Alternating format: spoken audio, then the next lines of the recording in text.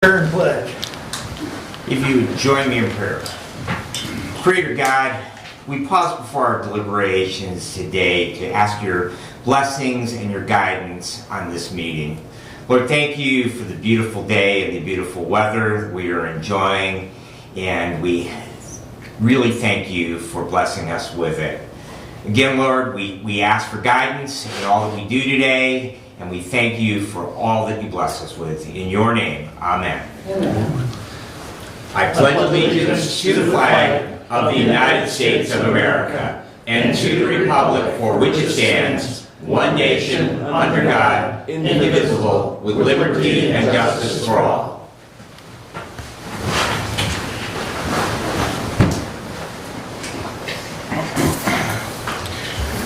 That brings us up to public comment, and we have our rules. A member of the public may address the board after receiving recognition from the chairperson and giving his or her name.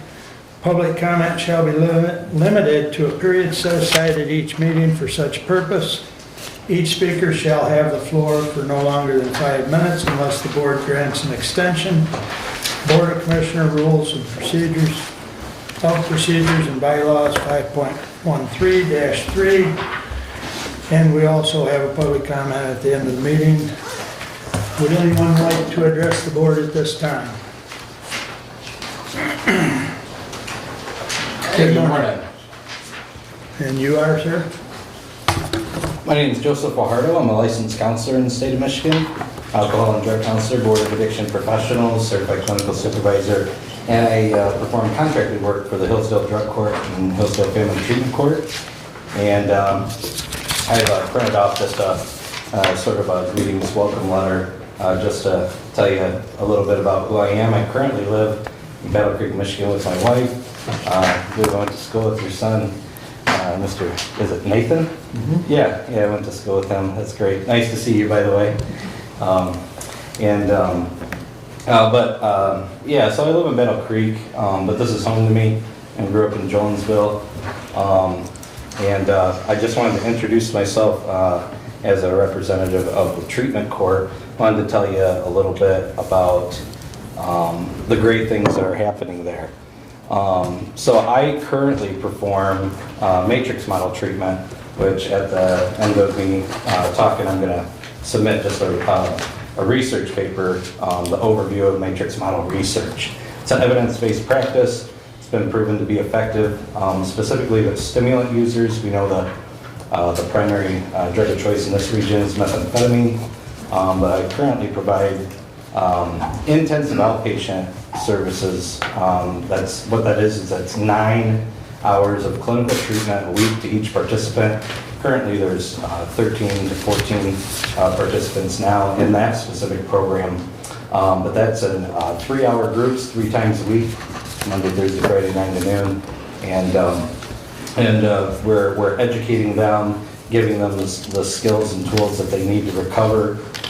Thankfully, as I put in my letter, I'm a talker, I'm a counselor, so I'm going to narrow this down, but I just want to let you know truly that this is the most rewarding work that I've ever done in my career. And I attribute it to the matrix model. I attribute it to working in conjunction with the treatment courts. I'm thankful that we have treatment court judges. I think they're top notch. I think they're great. I think the team is awesome. I think we have a great team that we're going to continue to grow and build on, which consists of recovery coaches, treatment professionals, a pastor, and legal representation, things of that nature. But I just want to let you guys know that I really, and I put it in the letter, I wish everyone could see with my eyes. I wish everybody could experience the day in, day out progress that I see with these participants. As I wrote in the letter, it's truly inspiring what the participants are gaining day in, day out. They're talking recovery language. They're looking brighter. They're smiling brighter. They have direction. They're healing, and not only are they healing themselves, but they're able to heal with the families, who unfortunately some and all have probably enabled they're used for a period of time, but now even the families are learning through them, what is appropriate behavior, what's healthy boundaries, what's healthy behavior, and what contributes and feeds addiction. So on that note, there's a family education program, there's early recovery skills groups, there's relapse prevention groups, and I just simply wanted to introduce myself because I don't know exactly what people do know about what is actually provided through the treatment court, so I wanted to come in this morning and present that. I gotta tell you, so I have notes here, of course. To speak a little bit about how it's positively impacting the community, not only the current progress of current participants is inspiring to me, but what's even more inspiring is when the graduates of the program continue to, take action and benefit the community. For example, this last weekend, there was an Easter egg hunt at the Stocks Park that went really well, went really wonderfully, and that was the idea and the action taken by our treatment court participants.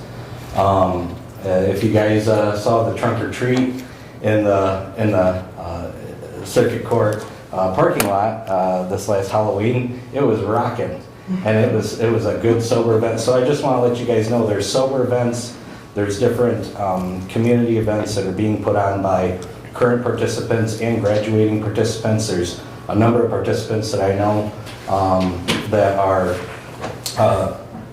chairing and co-leading different recovery groups of their own, so they are helping grow the recovery community here in Hillsdale, which is desperately needed. When I first started with the treatment court in 2020, the support groups and meetings in the area were slim to none, and now I can actually refer people to different, a good number of recovery meetings in the area, and that is hats off to the participants of the drug court program and the people that they're connecting with and leading those with now. So I'm open to any questions or anything like that. Well, we don't normally interact during public comment, but now that we've got your contact information, we can certainly reach out to you if we've got a question, Joe. Okay, great. So appreciate the comments. Okay, So, thank you. Yep, thank Take you. Anyone else wish to address the board at this time? Yes, sir. Good morning. Good morning. My name is Olisa Moore, and I'm actually a 2021 graduate of the drug court program. So I can attest to a lot that Joe has already said this morning, but I want to kind of give you a face to the program, okay? I'm not going to go too far back, but back in 2018 or so, I started to be harassed at my previous job. I was making very good money as an ultrasound tech with the federal government, but I was being harassed by a new supervisor. I tried to get help, to no avail, so that led me to self-medicate with alcohol. By 2020, I had 2 DUIs, okay? Not something I would have ever done had that ever happened, okay, being harassed and bullied. But I had 2 DUIs. My last DUI, I wrapped my car around a tree at 45 miles an hour because I passed out at the wheel. I went before Judge Lisney. Judge Lisney said, you can do drug court or you can go to jail. And I chose drug court, obviously. But I want to let you guys know that the drug court is a good program. It's a very good program, okay? People like myself come into that broken. And Judge Lisney and Judge Stuyvesant see in us what we don't even see in ourselves, okay? I mean, they really do. I had lost all self-worth, all self-respect, everything. And she saw something in me that I didn't see in myself anymore. So they are very tough, but they're fair, okay? They really are fair. They will hold you accountable, and they will give you sanctions when appropriate, but that's part of the program, and that's part of what you sign up for when you sign on the dotted line, so to speak, okay? They celebrate milestones with us, whether it's day 1 of sobriety to your graduation day to beyond. I'm going to be celebrating my 3rd year of sobriety. And last year when I had my 2-year, I went and gave my coin to Judge Lisney. Because without this program, I'm not sure I would still be here today, really.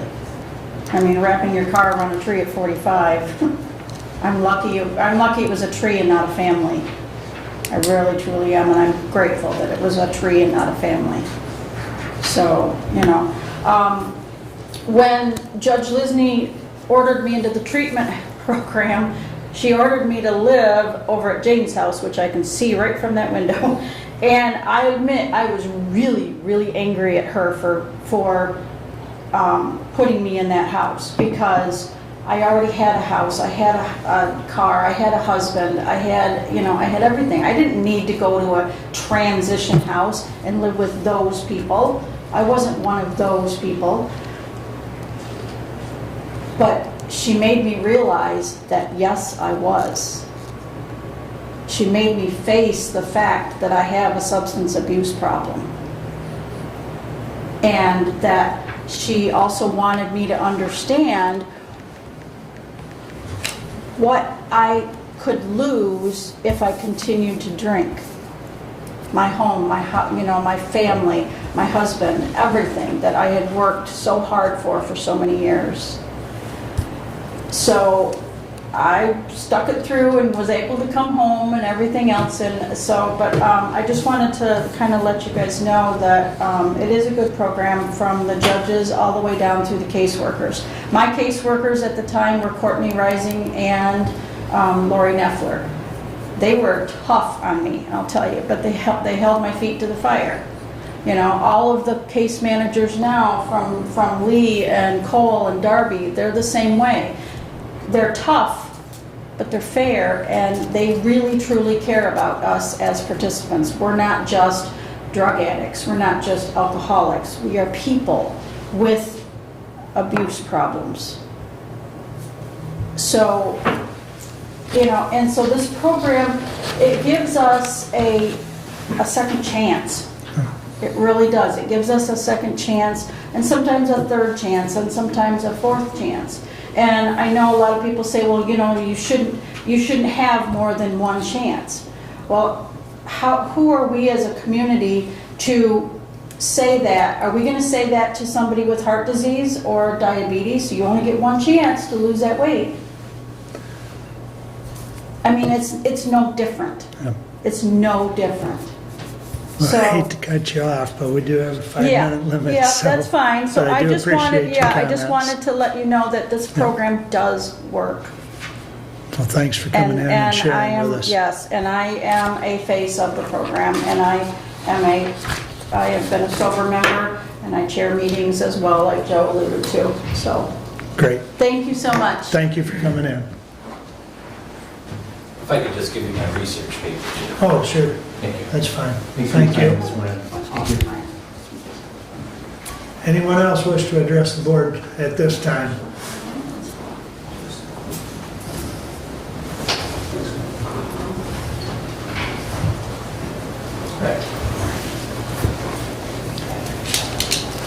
Morning, Bob.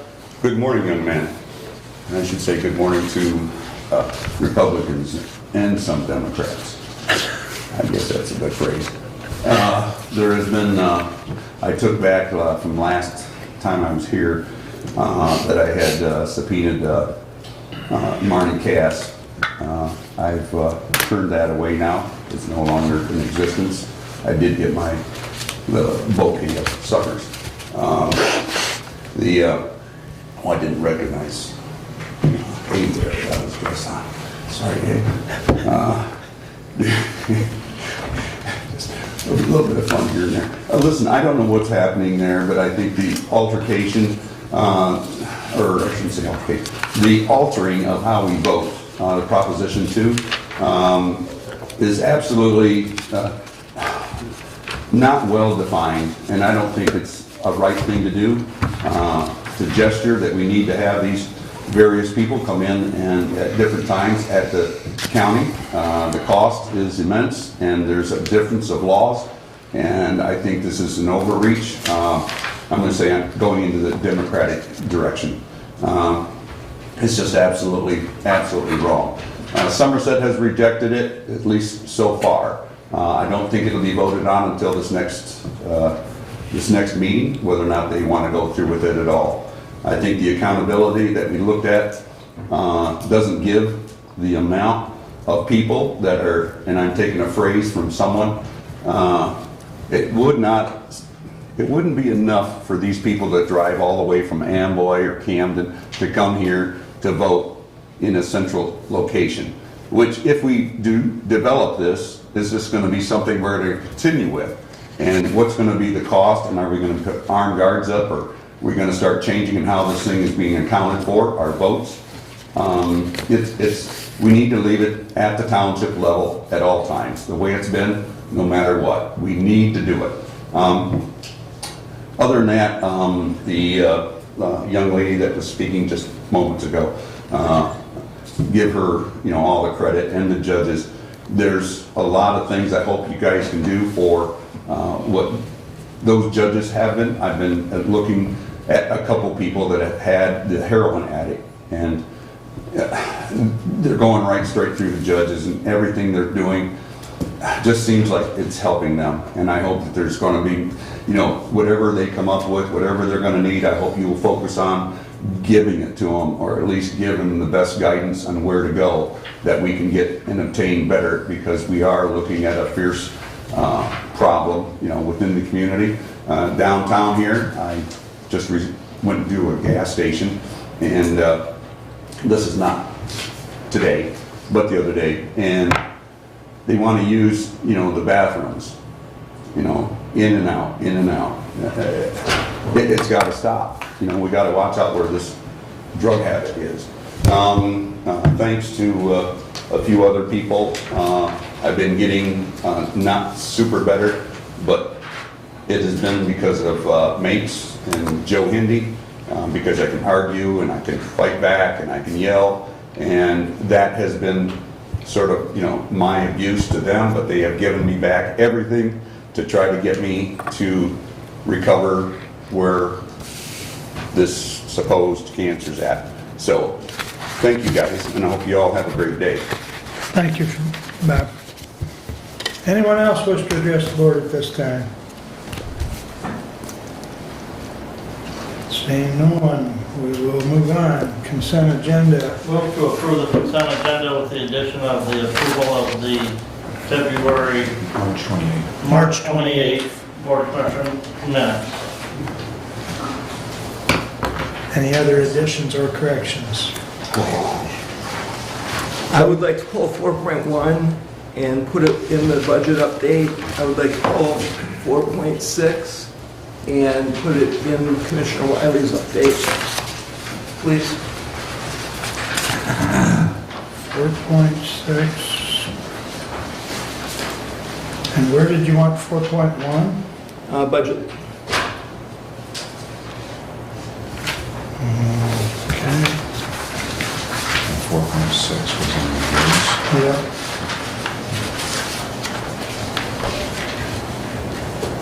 Any other additions or corrections? Who was the second? I will support it as amended. Thank you. Once again, I'll ask, is there any more additions or corrections? All those in favor of the consent agenda as amended, signify by saying aye. Aye. Opposed, same sign. All right. Correspondence is listed. Any comments on correspondence at this time?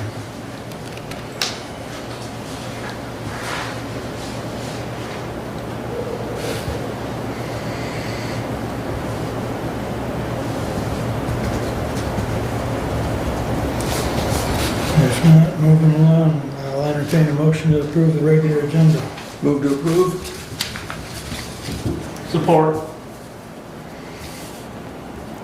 Any additions or corrections to the regular agenda other than what we've already done?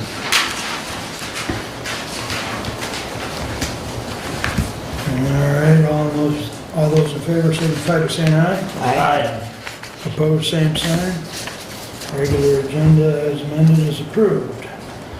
That brings us to standing order, and Nick, you're up. Good morning. Good morning. Oops. It Way the day's gonna go, Nick. was a good morning. Good luck. I was always told not to be over-prepared. I do have hard copies of the report if anybody needs any. I'll give you the right one. I had one in here that wasn't oriented correctly, so I will use that one, so. Let's just hope that's not a sign of things to come today. Thank you. Go ahead, I Okay. went ahead and printed them for my township, so. But I didn't do color, Nick. Okay, I do want to shout out to Abe for having that nice color, very professional looking, that new system. I think they're very good for my report, made it look better than it probably should have. So, but in the past, I think you guys have always had to scan them in, might have been crooked, a little black and white at times, so it's nice to see charts and graphs and color and vibrant, and you don't need to really print them off if you have a nice computer. What's that? You think purple, it was kind of blurry on the report that I was not sure why. You might try cleaning your monitor. I find that sometimes helps with that. Okay, so this is the Tuesday following the second Monday in April, which means it is county equalization in process. So what I normally do in recent years is just read the letter of the recommended values, and then after that, hopefully there'll be a move and a support to accept the numbers and allow the proper signatures by the proper officials who were required to file. I know Mark, Commissioner Wiley likes this time of year for signatures of county equalization. And then from there, I'll answer any questions you may have. So, Honorable Commissioners, the Equalization Department has completed review of the 2023 assessment rolls as submitted by the Township and City Assessors. The assessed values for each class of real and personal property are compared to the starting ratios that were projected for the individual classes based on the department's study activity in 2022. Real property classes are required to be equalized individually, and the personal property class equalized as a whole.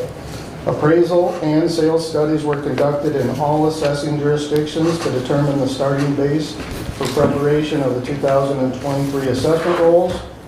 After review of the 2023 assessment rolls of the 18 townships and 4 cities in Hillsdale County, the Equalization Department recommends adoption of the equalized value of real and personal property as follows.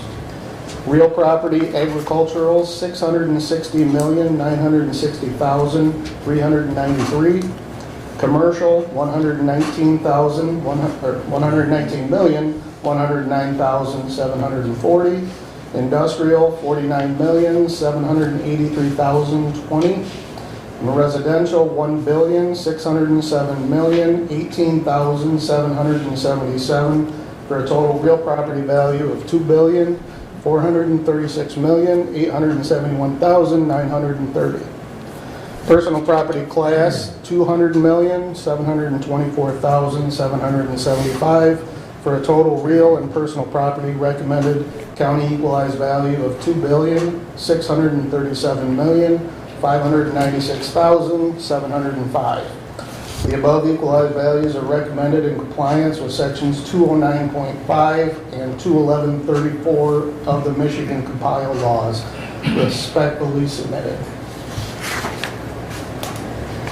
Mr. Chair, I would move to accept the equalization report from the equalization director and authorize him and the chair and the clerk to sign the equalization papers and to submit to the state of Michigan. Chairman, I second. Chairman, I second. Okay.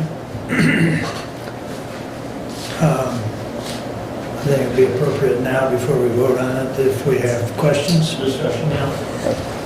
So are there any questions from the board? I will say, if I may first, sir, Commissioner Engels and I met with Director Wheeler and Deputy Bernath last week on Friday, and we went over the report with him. Appreciate them taking the time out of their day to sit down with us and discuss the report. Some key things that went over and discussed with us.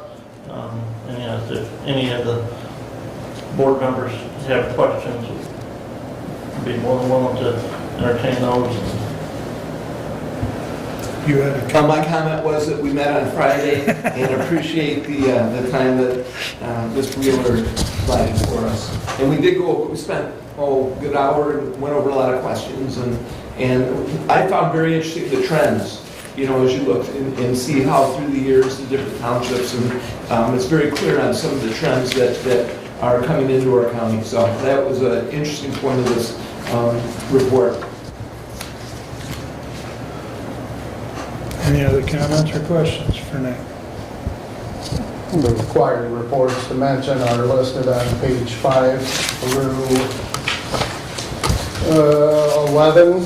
I did narrow it down to just one page of 3 signatures instead of 3 pages of 3 signatures. So once approved, these numbers are then uploaded to the state's what's called the MEG system, Michigan Equalization Gateway System, and then from there, the month of May, the state equalization process will begin through 2 meetings of preliminary, the first meeting in May of the State Tax Commission, then final equalization, I believe it's the 4th Monday in May. So,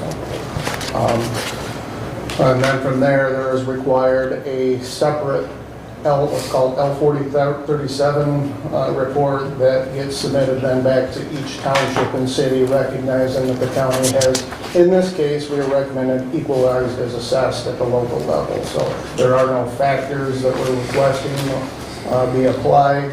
The numbers that were submitted by the assessors, subsequently endorsed by the local township and city board reviews, we are recommended to be equalized at the county level as assessed at the local level.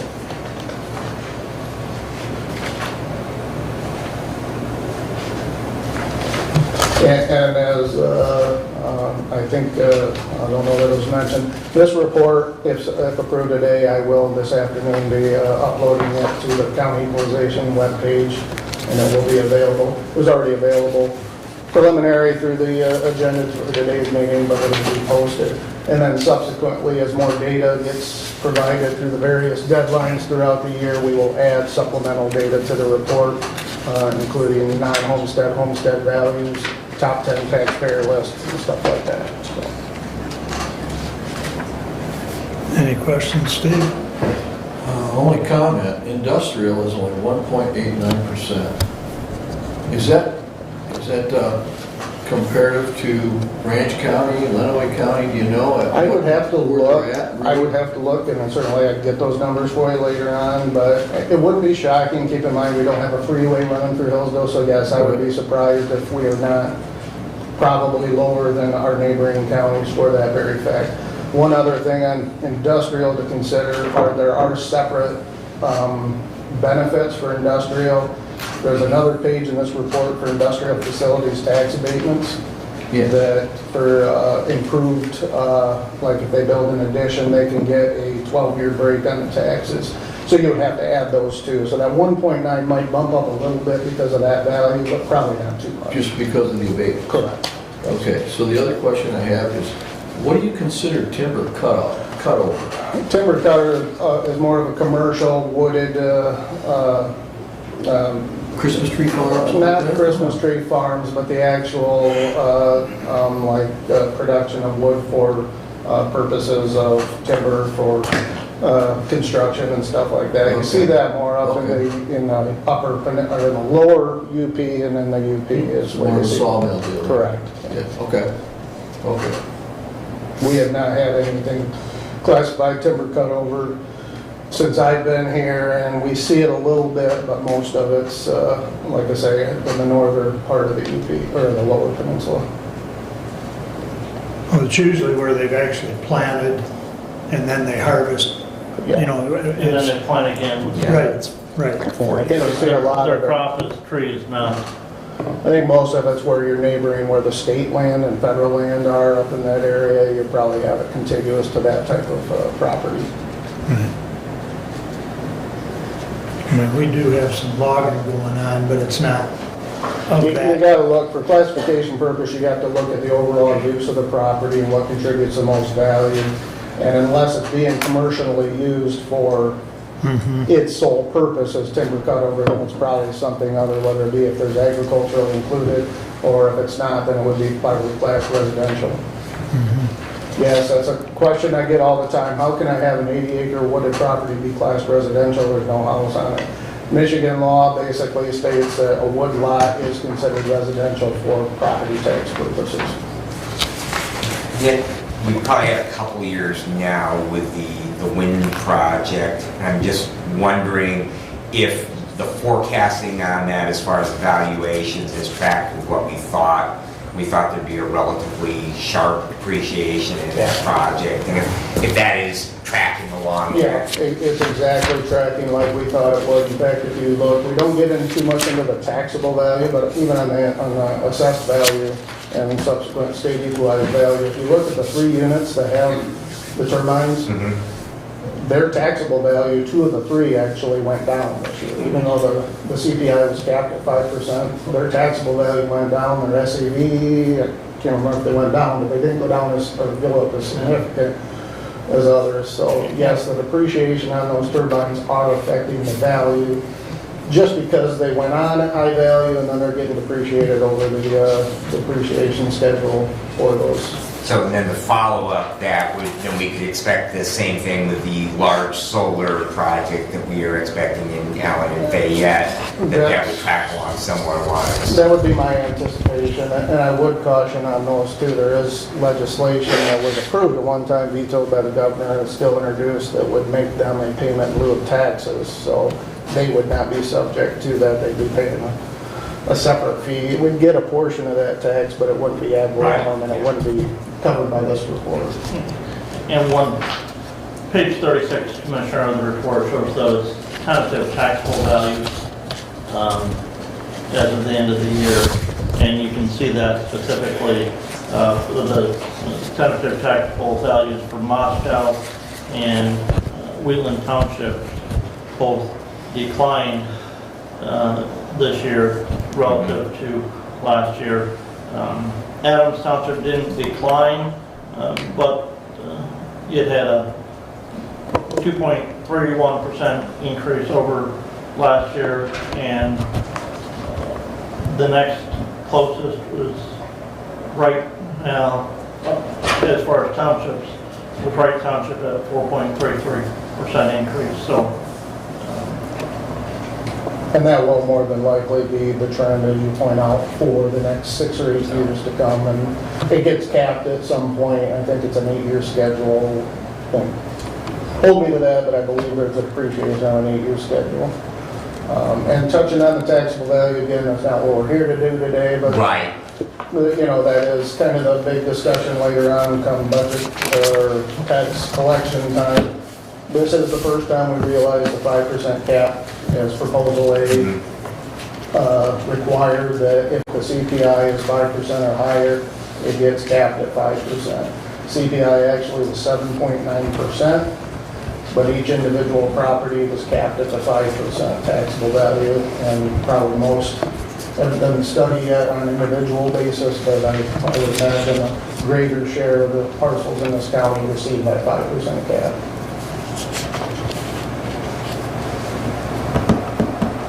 Any other comments or questions? Motion on the floor, I believe, is to accept the report. Any further discussion?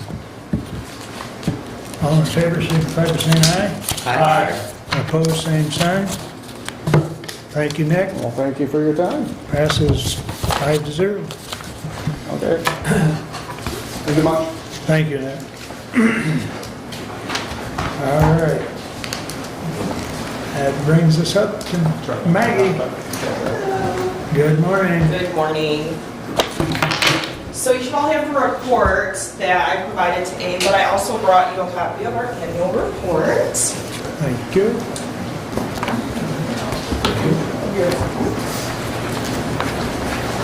So thank you for having me this morning. We had our 40th celebration on March 24th, and it was a very good event. We had 90 to 95 people attend, with about 70 of them RSVPing and still able to accommodate approximately 20 to 25 walk-ins. There were 3 guests of honor that spoke to recognize Terry Beer for her contributions to the center and the community. It was Sharon Beischer, Carrie Roberto, who's the director on Lenawee Department on Aging, and then also Patrice Martin, the vice president of Innovative Community Solutions. So that was very nice. We had our Good Friday breakfast, Friday, April 7th. With 100 guests. That excludes staff and volunteers. So again, very good turnout. Menu consisted of pancakes, sausage, bacon, scrambled eggs, orange juice, water, coffee. So kitchen nutrition department did a fabulous job in providing a wonderful breakfast. Also, the center welcomed volunteers to help serve during the Good Friday breakfast, including WellWise Services Area Agency on Aging, formerly known as Region 2 Area Agency on Aging, and also had a Humana representative. As noted in our annual report, we had 111 volunteers that helped deliver programs and services, donating 2,496 hours and traveling a total of 49,664 miles. So rightfully so, they will be acknowledged and honored during Volunteer Appreciation Week, which will be April 17th through April 21st. So we have something we'll be doing every day to acknowledge them. We have door prizes and giveaways that we will be giving to them, and at the end of the week on Friday, they are invited to have a special breakfast with us at the center. Our lifelong learning class that we recently implemented, Technology Assistance, has been going well. That was implemented on February 16th in collaboration with the Hillsdale High School National Honor Society students. To date, we've had 2 classes. Both have been well received, and the 3rd class is scheduled on April 20th. These classes will continue on a monthly basis as student availability allows. We've had an offer from Feather Studios to present at the center and take pictures and provide digital downloads. So that will be a great topic that we could present at one of the classes for our older adults. Parkinson's Disease Support Group, I highlighted that because we are having a special presentation. April is Parkinson's Disease Awareness Month. So we'll have a special guest speaker and author, Antoinette Talbot, who will give us some insight on her personal journey with Parkinson's and highlight her book. That event is sponsored by Humana, so the first 25 participants will receive a free copy of her book. Also, I was asked several months ago, probably 6 months ago, to do a virtual webinar for Region 9 Area Agency on Aging for their caregiver series for Parkinson's. So I will be doing that this Friday, April 14th. If anyone's interested in the link, I'll share it with you so you can join.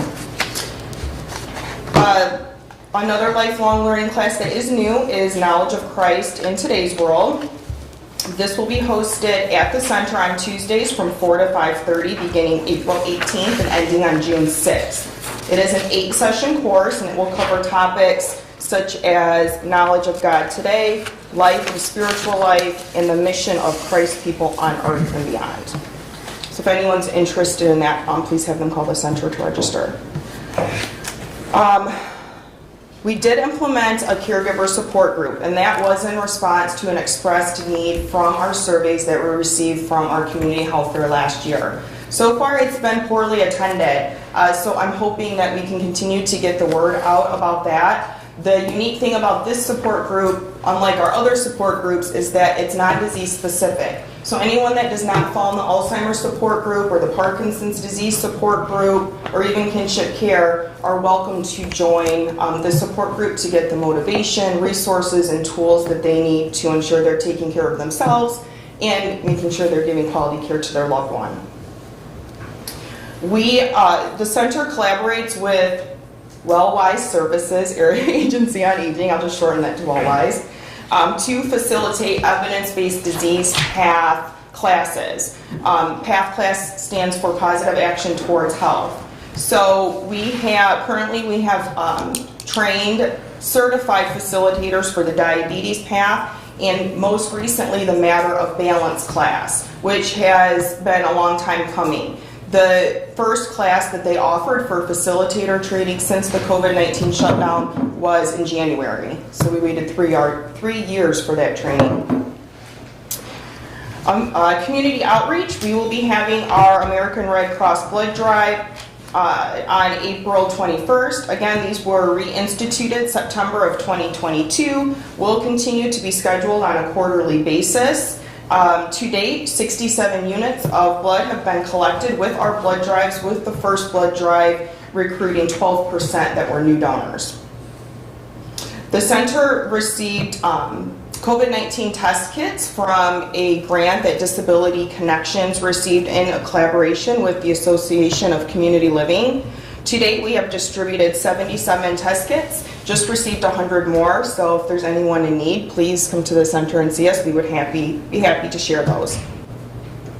The center staff participated in Project Connect on March 9th, and staff were present to distribute flyers, share information on services. Our clinical coordinator attended, provided educational books on various health topics. Also, blood glucose tests were available for anyone that wanted that, blood sugar tests, and of course, masks and COVID-19 tests were available for distribution.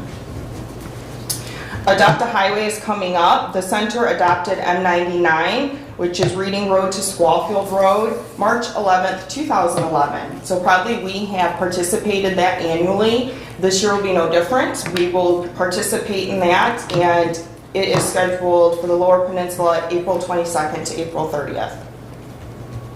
Our overnight respite continues to grow. We're getting more and more requests. In January, we had one client that we accommodated a 1-week overnight stay. In March, we had 2 clients that we accommodated for a 2-night overstay. And again, in April, we had 2 clients that we accommodated for a 2 nights overnight stay.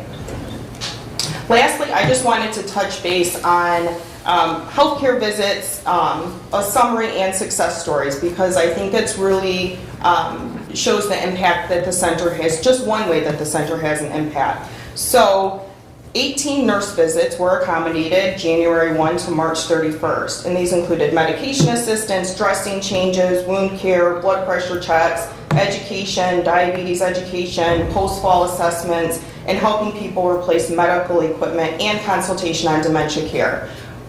Most of these were walk-ins, so and all were able to be accommodated. I think it's, we had one client that had a cochlear implant. It no longer worked, and she had no family to help her, and she was informed to call the company. Well, how is she supposed to do that when she can't hear? So she came in, we were able to troubleshoot her device for her and get her set up so that she could get her new implant. I had another gentleman recently discharged from the hospital, walked into the center with his glucometer, his insulin pen, and had no idea how to use it. So was able to sit down with him, show him how to use his glucometer, walk him through doing a self-injection, and provide the education that he needed. Another lady that had a peripheral nervous system stimulation device had no family to do her dressing changes that needed to be changed weekly. So she came in once a week and we did her dressing changes. So the last one that I just want to touch on is I had someone contact me because she is a primary caregiver for her partner. She was unexpectedly hospitalized. She sets up his medication. So she's in the hospital, he's at home with no medication set up. Was able to go the same day, set up a week's worth of medications, get him set up with county pharmacy. They provide a wonderful service with their blister packs, and they deliver. So moving forward, if that were to happen again, that's one less thing that both of them have to worry about. So I just wanted to share that because I think they're important stories, and I think it just shows the positive impact that the center has on the community.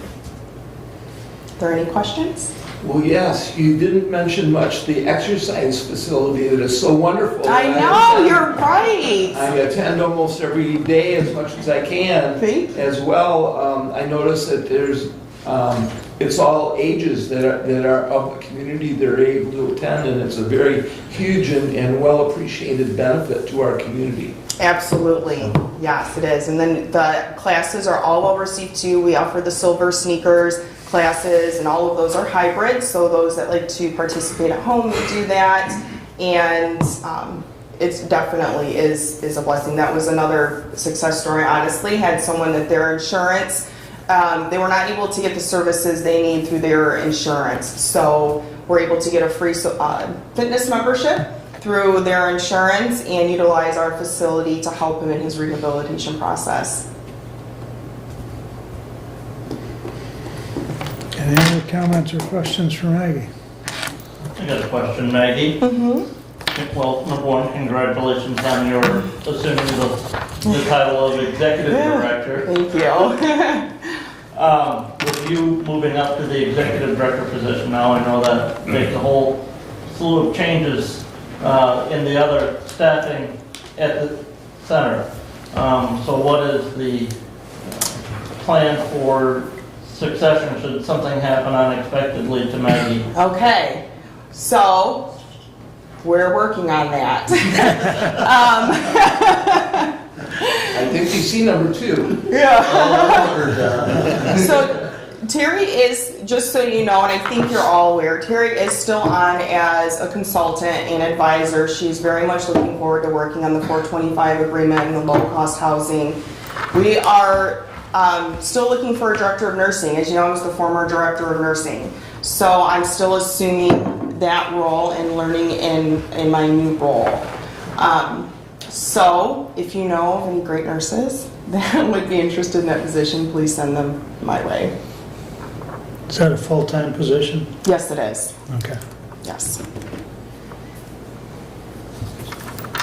Steve? So, with some personnel changes in the finance department here, is there a plan going forward to do a little improvement on that in the way things are prepared? Yes, there is. I'm actually in the process of that, and we'll be providing an update at our April 25th board meeting. Okay, I'll be looking forward to that Yes. update. You had some other, I'm not familiar with these other changes. You said in the finance department. Is Rob still there? Yes. Yes. Yeah. Yep, Rob and Dan are both still in the accounting department. Any other questions or comments? No? Brad? I think we're good, All right, Maggie. thank you. Thanks for coming in. Yep. And congratulations. Thank you. All right, moving right along. Doug, you're first one up with reports today. Thank you, Chairman. A few things. I had a city council meeting this past Monday night. I provided for the city council a very thumbnail sketch of the update from the county's perspective. I talked about some of the election challenges that are coming up with the scheduling. Abe was there as well. And I talked about some of the progress that's being made at the courthouse with window replacements and the scaffolding and the reconstruction and the brickwork and so on and so forth. Their city manager's report talked about a recycling event at DPS. That'll be on April 20th. And their bids for the Westwood Street project, initially they had no bids for that project. they had to, and that was due to the volume of jobs that are out there. There's just nobody that they had time to add another project. They extended the window of completion, and they are receiving bids, and that project will be completed. It will just take a little bit longer than anticipated due to the construction schedules. For our county facilities, we have signed, if you recall at our last meeting, we approved as a board to sign a sales agreement and send to Hillsdale Renaissance. That has been signed on their end and returned. So we are working in process of closing that sale. Question? Yeah, who was that sent to? Pago. Hillsdale, the legal entity that would purchase it is Yeah. Hillsdale Renaissance LLC. Yes. Thank you. Yeah, okay, sorry for the confusion. I didn't hear too clearly. Okay, sorry for the confusion there. Thank you. So that closing date is coming upon us. We do need to work on completion of a lease so that we have all of our legal documents signed and ready to go, and prepared and ready to go at closing. And I'm working on that with Facilities Director Finley. Nathan Hall has been contacted and will send information from his end on how we can proceed with the needs space study on the future for our district court. We are very eager and in anticipation of finding the great solution for our district court. We do have some time before the 5 years where they must move, but we do need to begin moving in that direction so we know what to do regarding the district court. Scaffolding has been added to the courthouse. You'll notice it's going towards the cupola, working up the bell towards the clock tower. They still are replacing brick and deteriorated wood structure. You'll see copper being added. And as work moves toward the cupola, there is critical damage that's being found. And we will have a report that will be determined and reported to us as soon as they have the results of their what they find. We'll know as soon as they know. Well, right after that. The window work has begun and is scheduled to be completed by the end of June. And with that, it completes my report. I have road commission coming up in Parks on Thursday and other meetings as we go through the week. But I'm happy to answer any questions that the commissioners may have.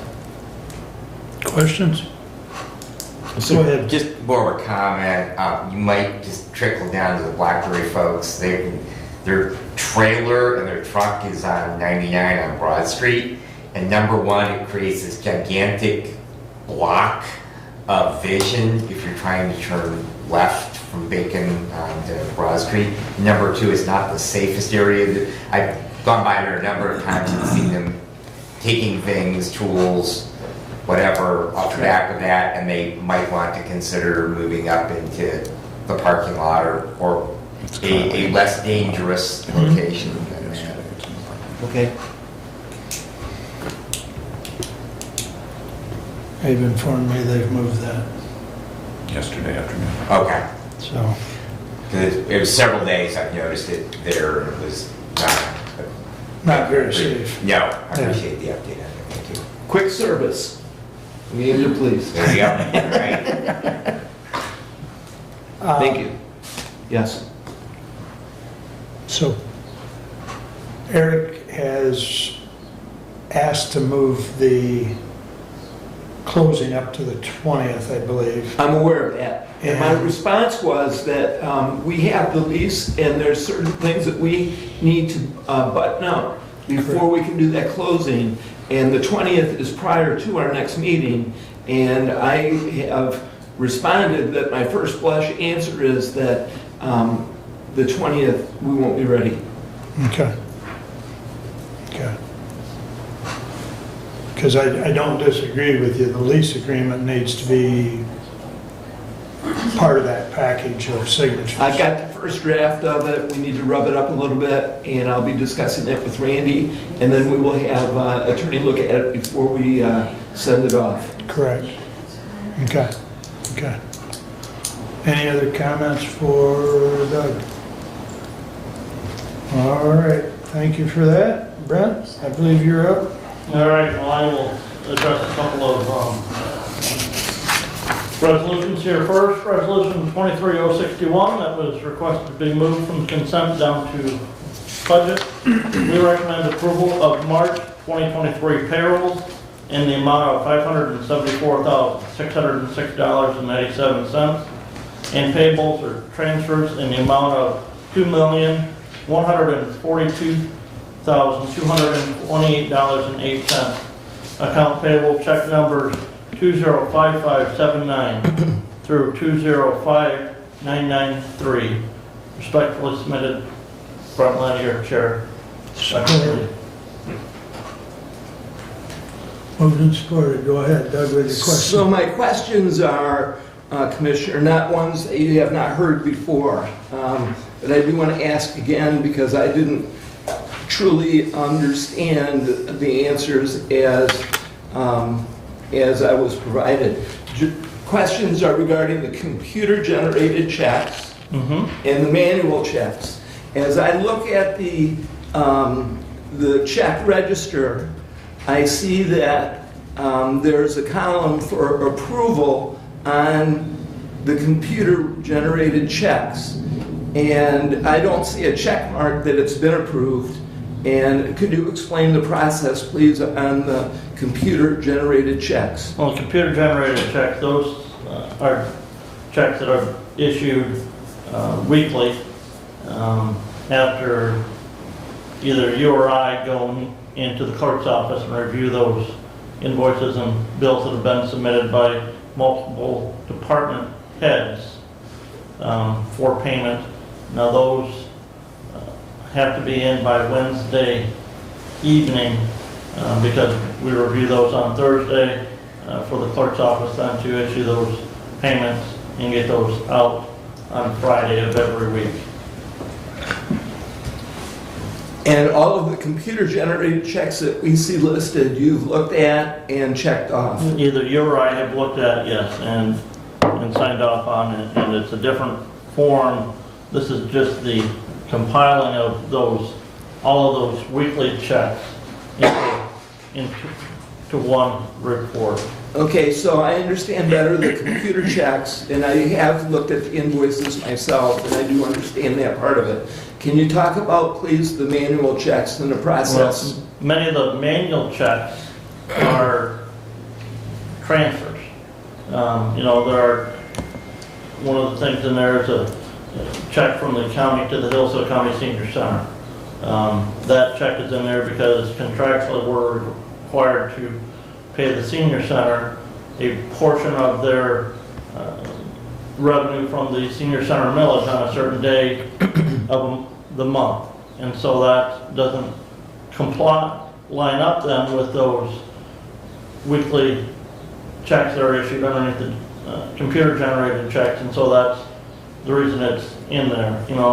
There's another one there for Lifeways. That's another contractually obligated payment because from the mental health millage or the other contractual contribution that we make to Lifeways. And so those are checks that, and for a good share of those are payments that we're required to make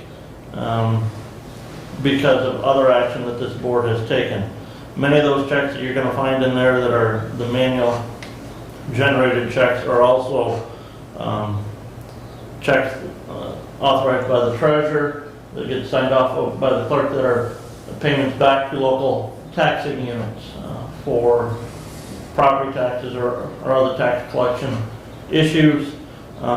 There's also going to be a good number of checks in there that are issued for jury duty. That maybe the clerk can specify a little clearer on that, but I do believe that those checks have to be issued within a certain time, and that mileage is calculated automatically by the clerk's office from the individual's residence to the courthouse, and so it's that's statutorily a requirement that individuals called in for jury duty get paid that jury duty and the mileage for that. And then there are some checks in here that, just because of timing of when mail is received and when that mail, let's say that invoice then gets delivered to the clerk's office, to save the county money, a manual check is generated so that we can get that payment to that vendor in a time so that we don't have an added interest charge or expense added to that. Some of those, you know, some of those specifically would be the Michigan Gas Utilities.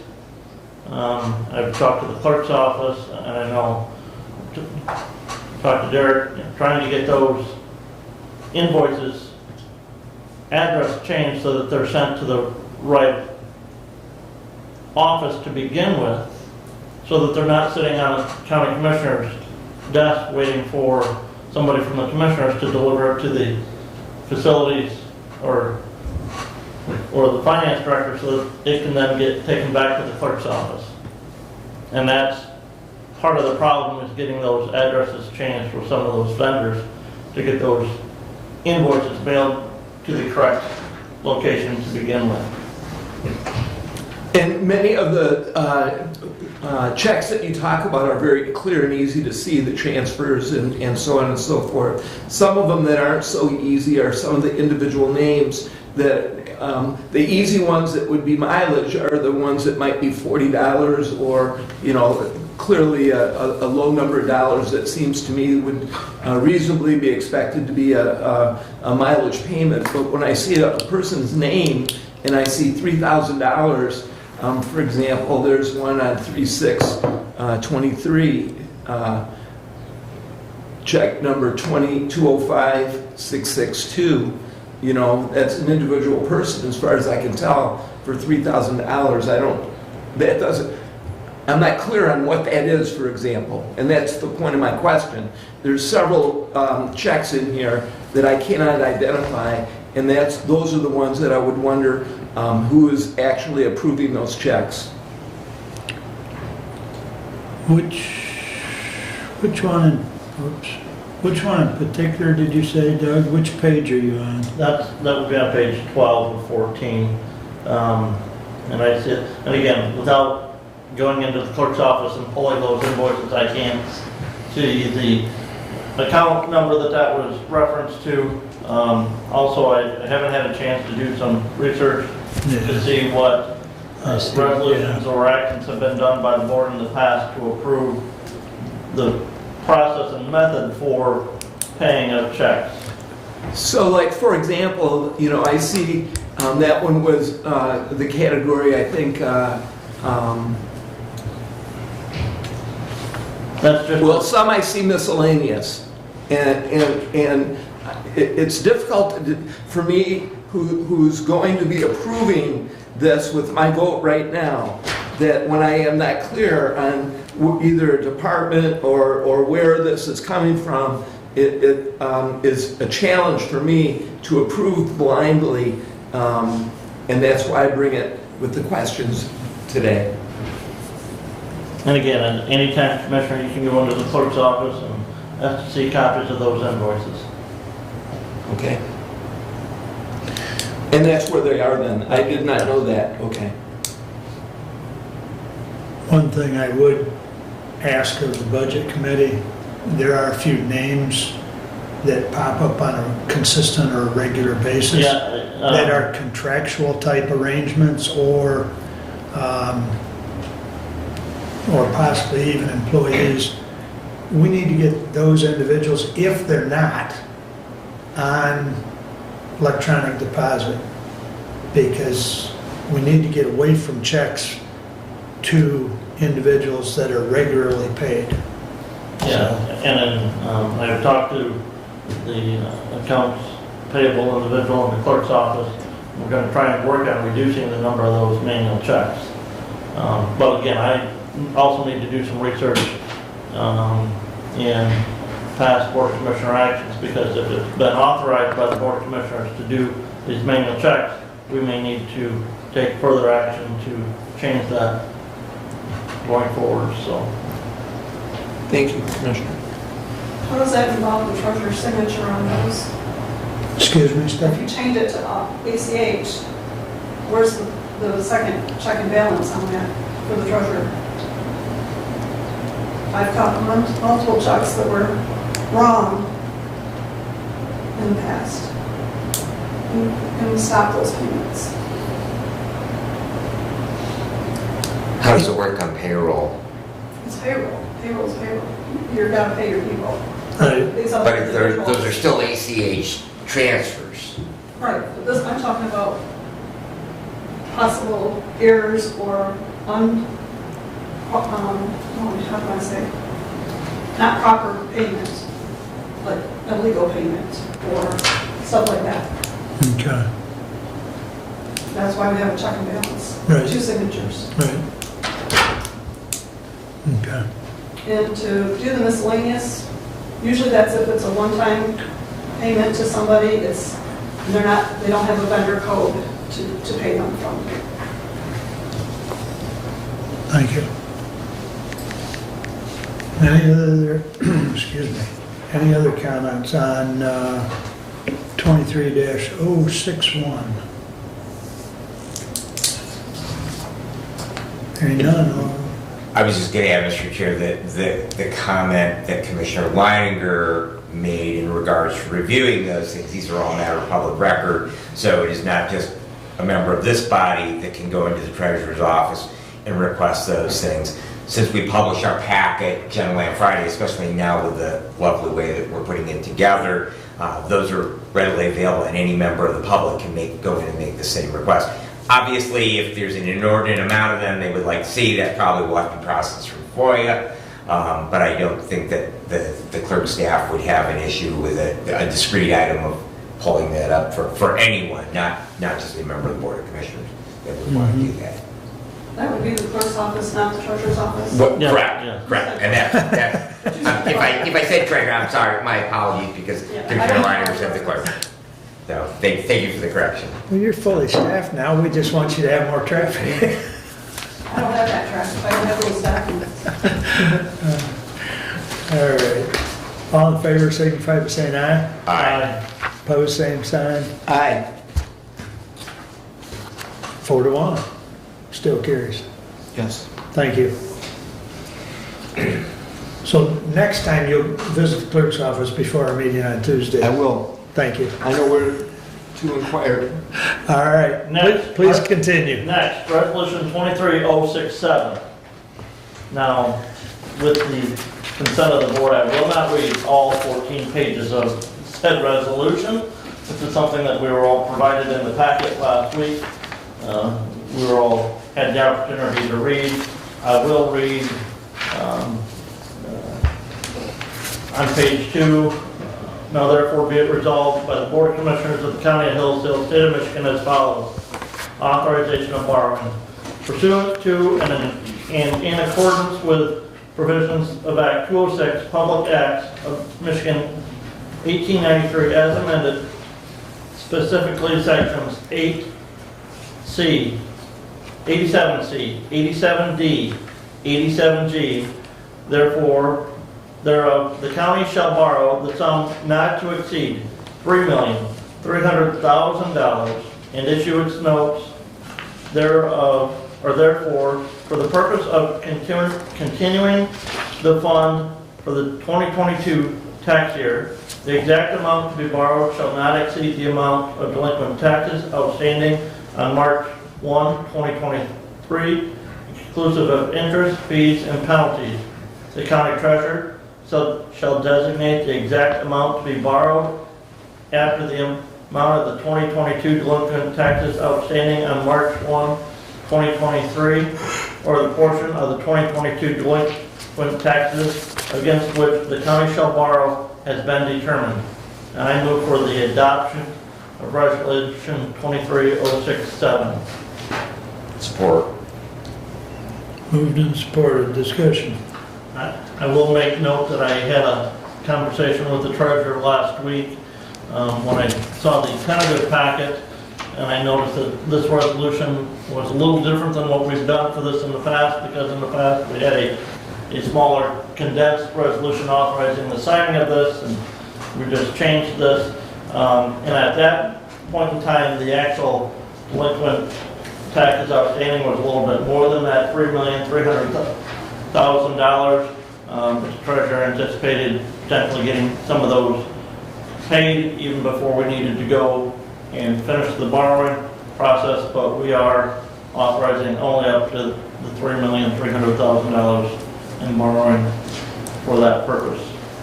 You can thank Abe for the longer version.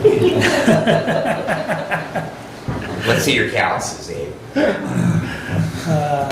Go ahead, Brad. Commissioner Weiner, I'm just curious, or perhaps the question's better addressed for the treasurer, but just borrowing costs this year versus last year, I'm sure that It's going to be more. yeah, I anticipated that it was going to be more. I'm just curious. Obviously, those costs are passed along to those delinquent taxpayers.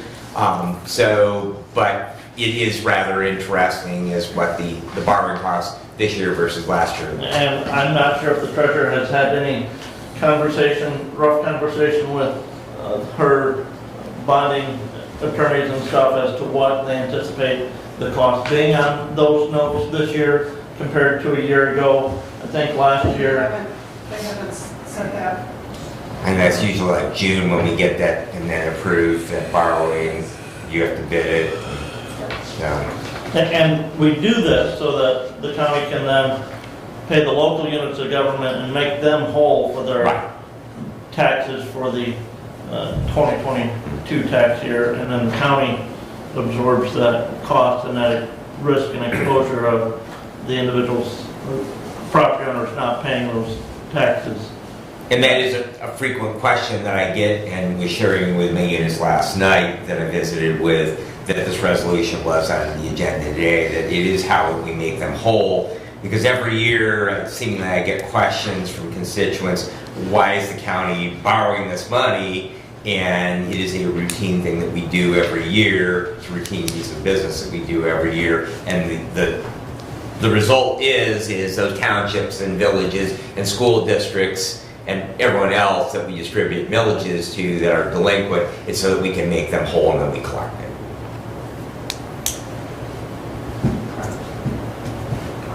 You look like you got questions, Steve. Yeah, reading all 14 pages of this, seems to me like the treasurer has all the power over all the money. If you read the delinquent tax statute, sir, the treasurer has all the power over the money in the delinquent tax fund. Okay. Okay? Other than we as Board of Commissioners, every year when we pass a budget, include in that budget appropriations from the delinquent tax revolving fund. Okay? Once that appropriation is approved, it's solely at the discretion of the treasurer as to what happens and where those funds are expended from the delinquent tax revolving fund. And that is state law. That's nothing that we as county commissioners have authority to change. Okay. Okay, so there's no check or balance on that part then? If they're following a state law and it's already set, the treasurer has all the authority over all that money and where it goes and how it's distributed? Up to the amount that's appropriated by this body.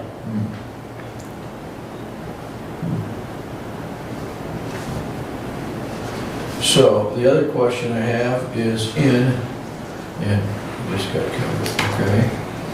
Disposition of note proceeds, okay? What page is that on, sir? I am page 4, and it's paragraph 5. Disposition of note proceeds.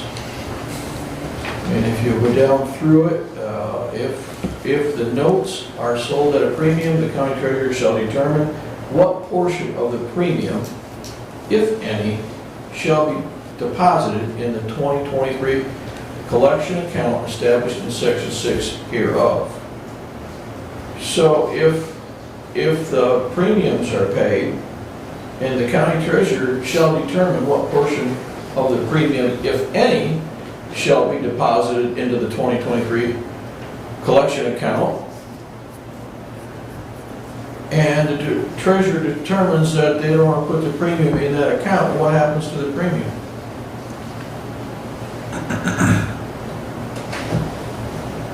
I don't necessarily care for that wording, because if any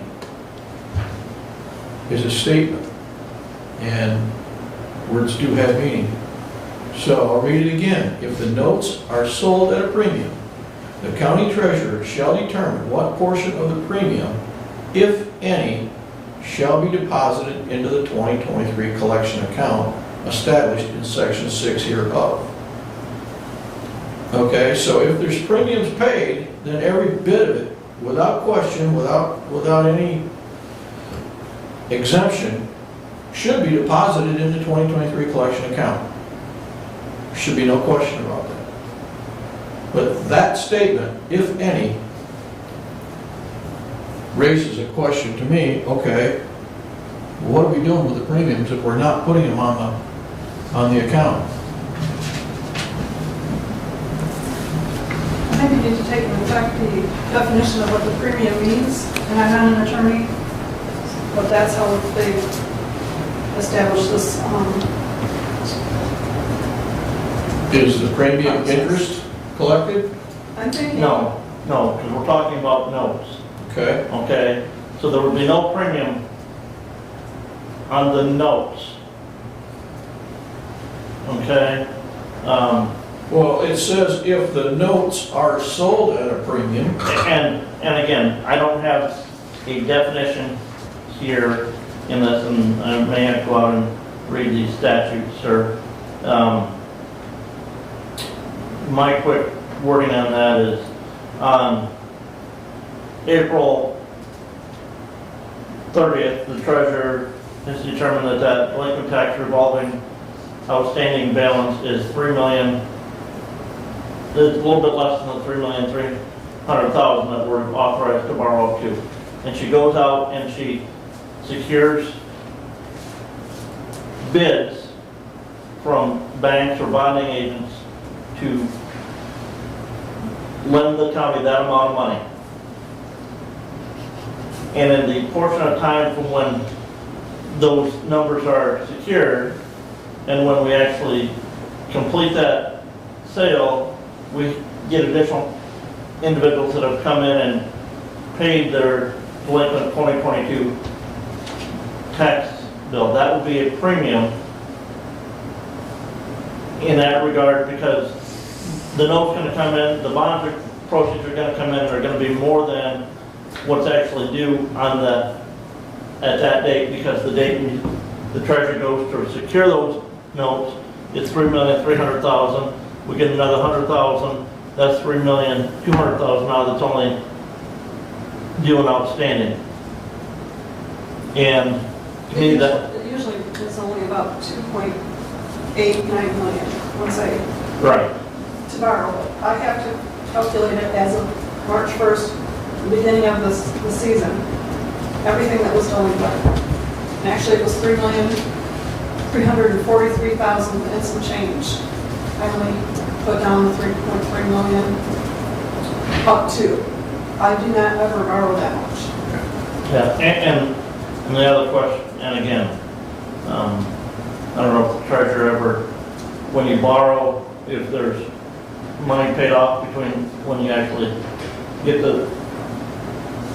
do the paperwork and when we get the funding, if you pay that back to the bank right away, or you deposit all that into the delinquent tax revolving fund?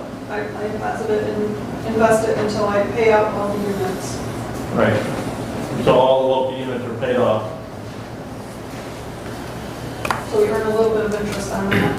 I also have to pay the bond attorneys and the people that do the Baker Tilly that does the bidding and RFPs. And for many years, the county treasurer has taken excess proceeds from the delinquent tax revolving fund, from interest and fees that have been collected, and that has been transferred to the general fund for the county to use in meeting general fund obligations. And do you believe that figure That's from the older years that have, the bonds are all paid on. I do believe that figure for this year in the budget is 400,000. They don't remember. I was never told because I requested that it not have any, for the general fund because of all the lawsuits out there. And I'm not sure what Derek ever did with that, I didn't look. Yeah, because you basically earmarked some money set aside for potential payment. Yeah, and I didn't know, we didn't know at the time what we're up against, if it was more than I have set aside. So Right. I said, it's getting close, we need to not be given to the general fund so we know where we're at.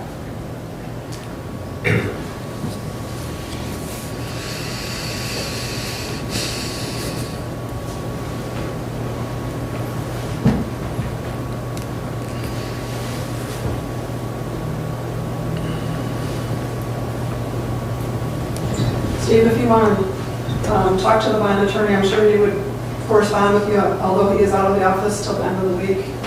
So probably first of next week he would be available.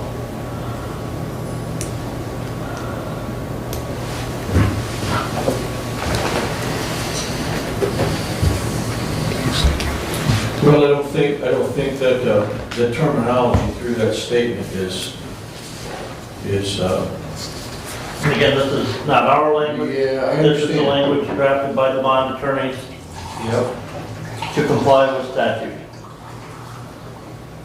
yeah, that, I was bothered by that, way it's stated. Especially given the fact that the county treasurer has so much power over That's, again, if you want to change that, I would suggest you run for state representative and not county commissioner. Well, But probably I would wait until that you might have the opportunity to introduce legislation that might get out of committee. yeah, exactly.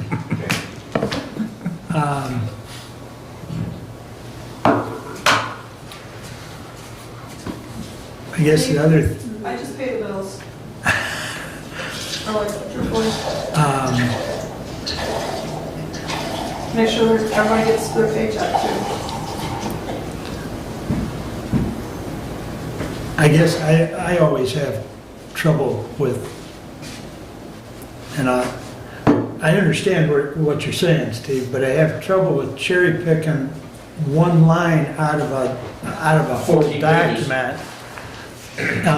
Because as you go down, it talks about the security of payment notes, additional security, you know, it talks about a lot more. Sure which, does.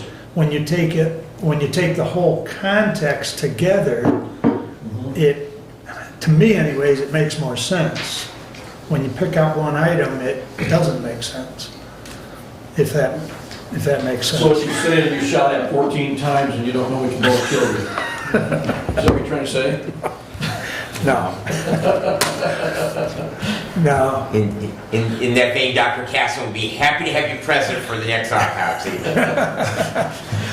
All right. Meanwhile, Any other? no, it's a good point. It is a wordy, and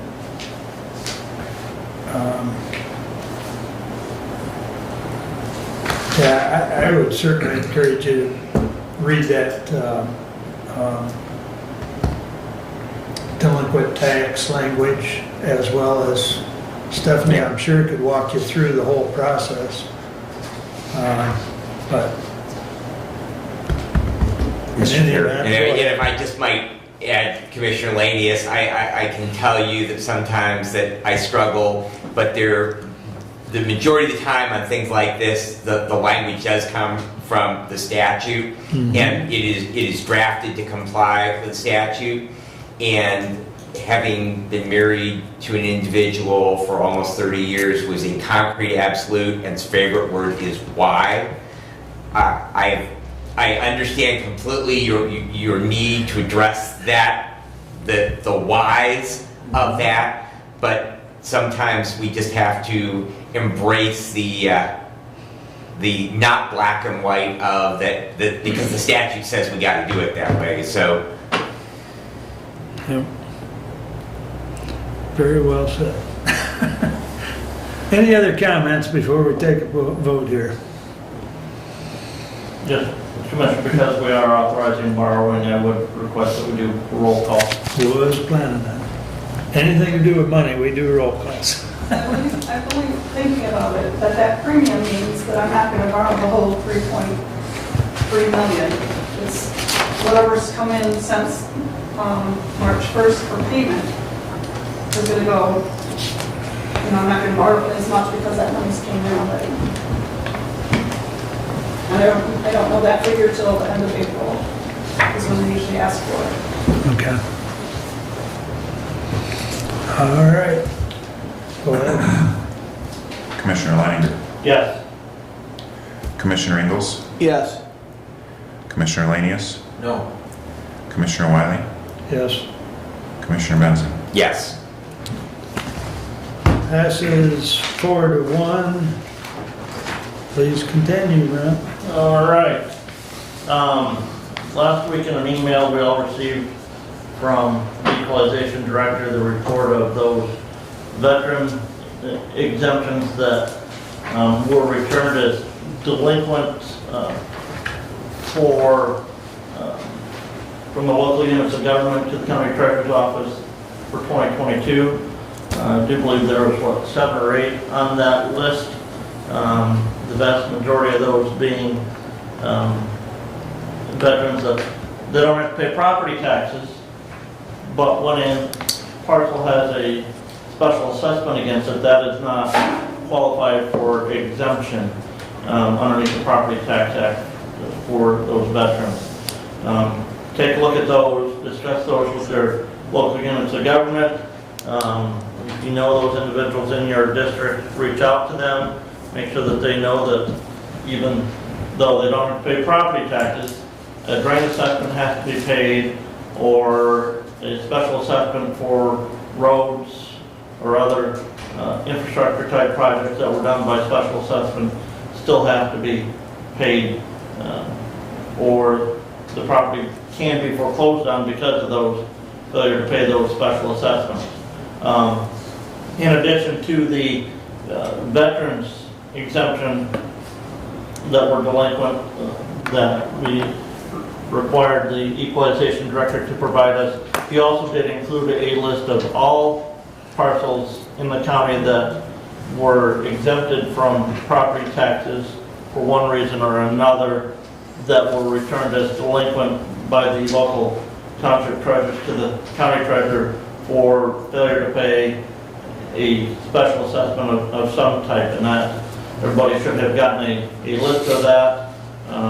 There was one item on that list that the equalization director and I discussed briefly because it deals with the county drain commission at the property in Jefferson Township, and something that we need to look into on that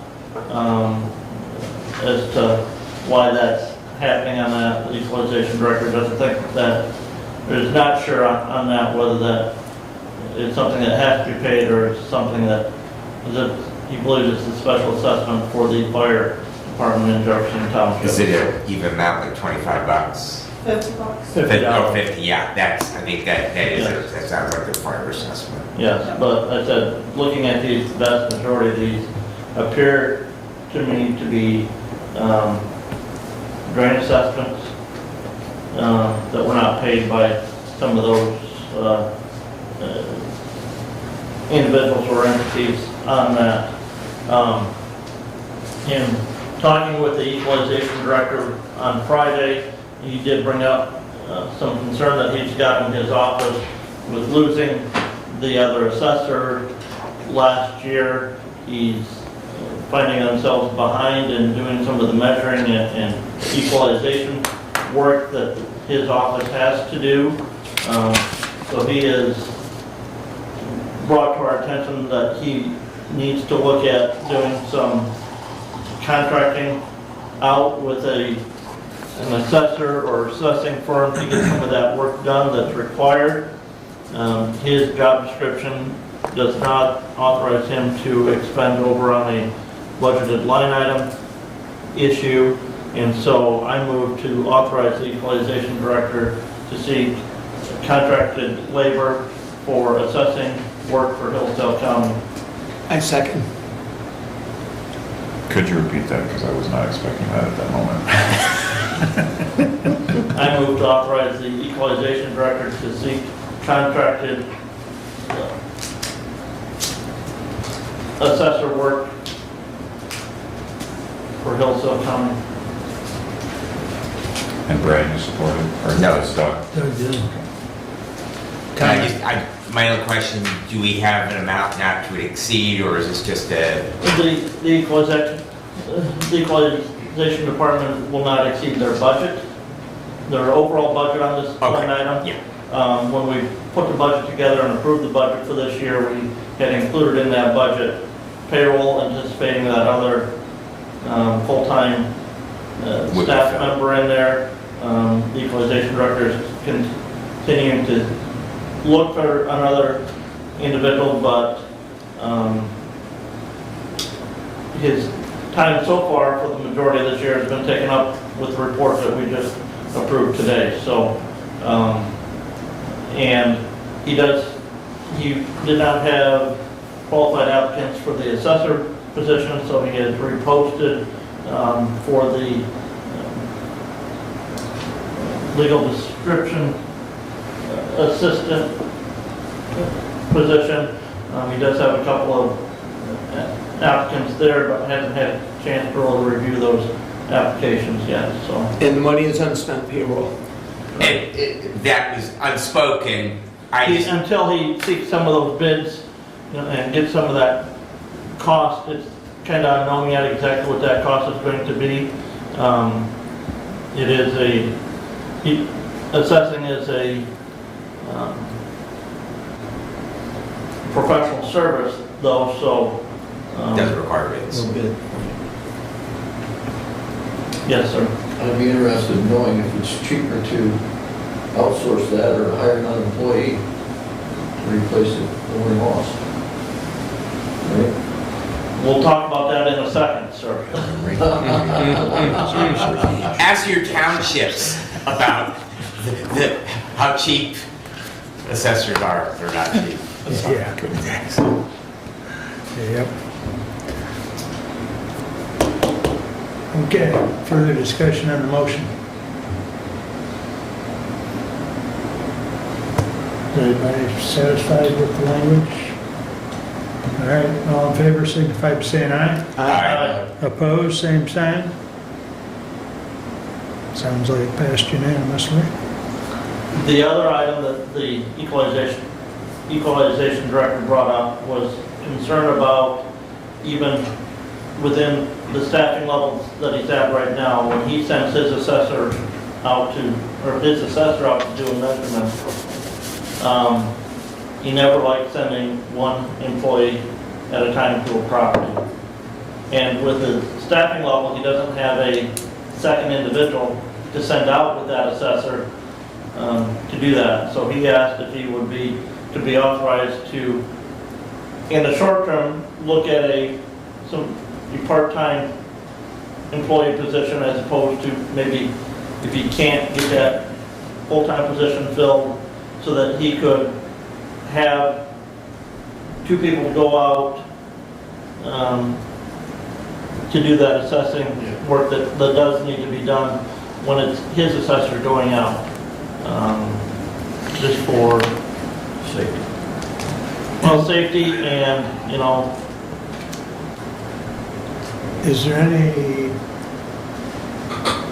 possibility of getting an intern for the next few months? That was college is going to be out here Exactly. like within a week or two, Yeah. and it would seem that there would be some individuals who might be off on summer break who might be interested in an intern position, and it seems like an ideal situation. And right, and some of the, but here again, in the budget that we approved, we don't have any part-time salary figure in there. We've got permanent salary, but we didn't build in any part-time salary. Again, he's not sure exactly, he was thinking a couple days a week as opposed to, not necessarily needing somebody full-time. Right. All summer long is the discussion that he had with us. Michigan Works help us with that? Maybe. I'm looking back there and I saw you sitting in the back, and it's like, this seems like an ideal situation where we might find some training funds that. So sometimes interns are unpaid and sometimes there's Right. paid. So Understood. it depends on what Yeah, you're talking about here. But we certainly need more assessors in the world, so it seems like that, something that we might find a young Padawan that. I was thinking a pre-apprenticeship or an apprenticeship, because that's, the new word. Right. So that is something that we could look into. And I know Saley, our business service person, is working with the drain commissioner now, trying to help fill a position, but they're not qualified for it, so. Yeah, and the same thing, an assessor, that does require state licensing, things like that. So we wouldn't be looking at, in this part-time, looking at a licensed individual, but just somebody else to be on site for measurement needs when needed, for verification of, witness if needed, those types of things. So with that, I would move to authorize the equalization director to seek a part-time employee to assist in the assessing needs of the county. I'll support that. You may have to say that again. Nope, I got it. You got I was it? ready that time. All right. Do you want to add a caveat in there that works with Michigan Works? Well, I think the equalization director was going to be watching, we can have a conversation with him that he'd reach out to Michigan Works to see if that would work for that. Again, we have a budget approved for the equalization department. His desire through the hiring the subcontractors, looking at the part-time employee, and if he does fill that permanent position, he would still not exceed that budget amount. So where's the part-time money going to come from? It'll be part of that permanent salary figure that we haven't expended yet. Okay. And Makes because sense. in that budget, we had permanent salary, we had the FICA and retirement and those things associated with that position that has not been filled yet. So we've basically got 4 months of permanent salary that's still sitting there. Correct. Okay. And both those positions will be under that cap. Yes. Okay. Any other comments or questions on the motion? All in favor, signify by saying aye. Aye. Opposed, same sign. Okay. Anything else? Couple other things in the packet this month, or this week, was the expenses and income year-to-date through the end of March for the county. On the expense side, you'll note that there are there were several of those that were trending over budget year-to-date. The vast majority of those were because through the month of March we had 7 pay periods, and so you get that, with that extra pay period in a quarter, that's gonna throw your total amount over compared to year-to-date. Overall, through the month of March, the county was at 23.26% of the budget, with 25% of the year passed. So if you look at that, there was also a report on revenue year-to-date. I don't believe Derek's here, but he would tell you that so much of that revenue comes in at different times throughout the year that it's a report. It's not necessarily something to gauge where we're going to be at year-to-date on the county revenue side from.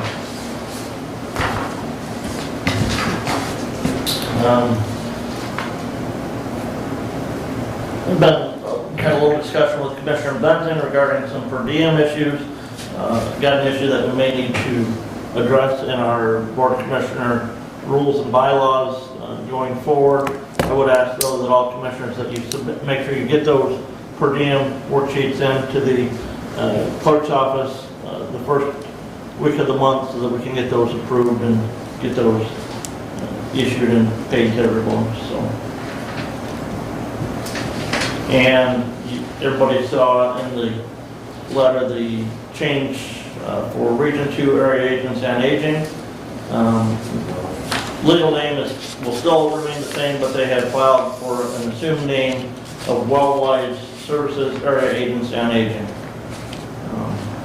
And that was done so that the signage and everything in a new building would reflect that and not have to change it down the road. So, and still hoping to be into that building the middle of May. So what are they gonna do with all the envelopes and stationery and stuff that?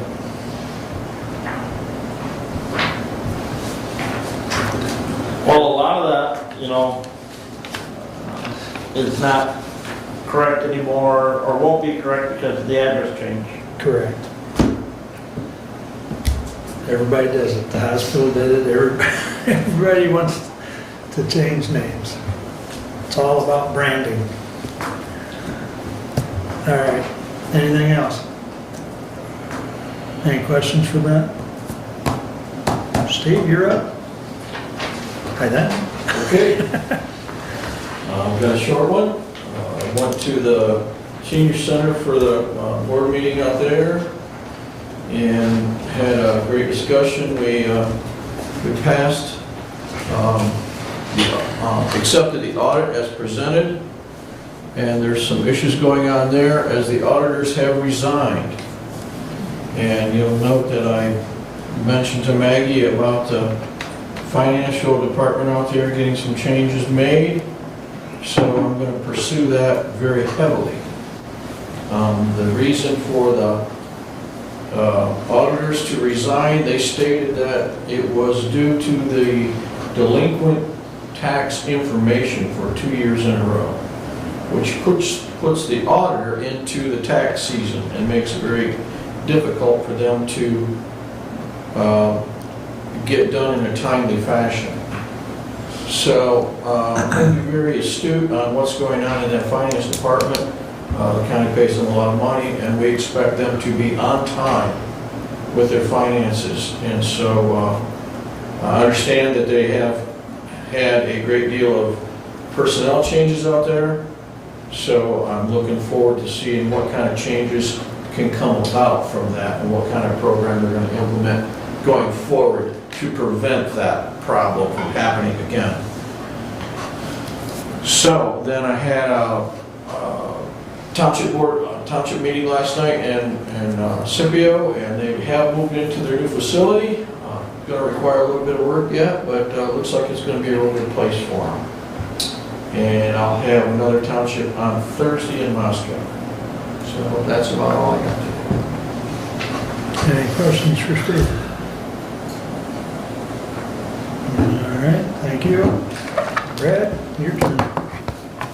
All right, and we'll begin with my action item 23066.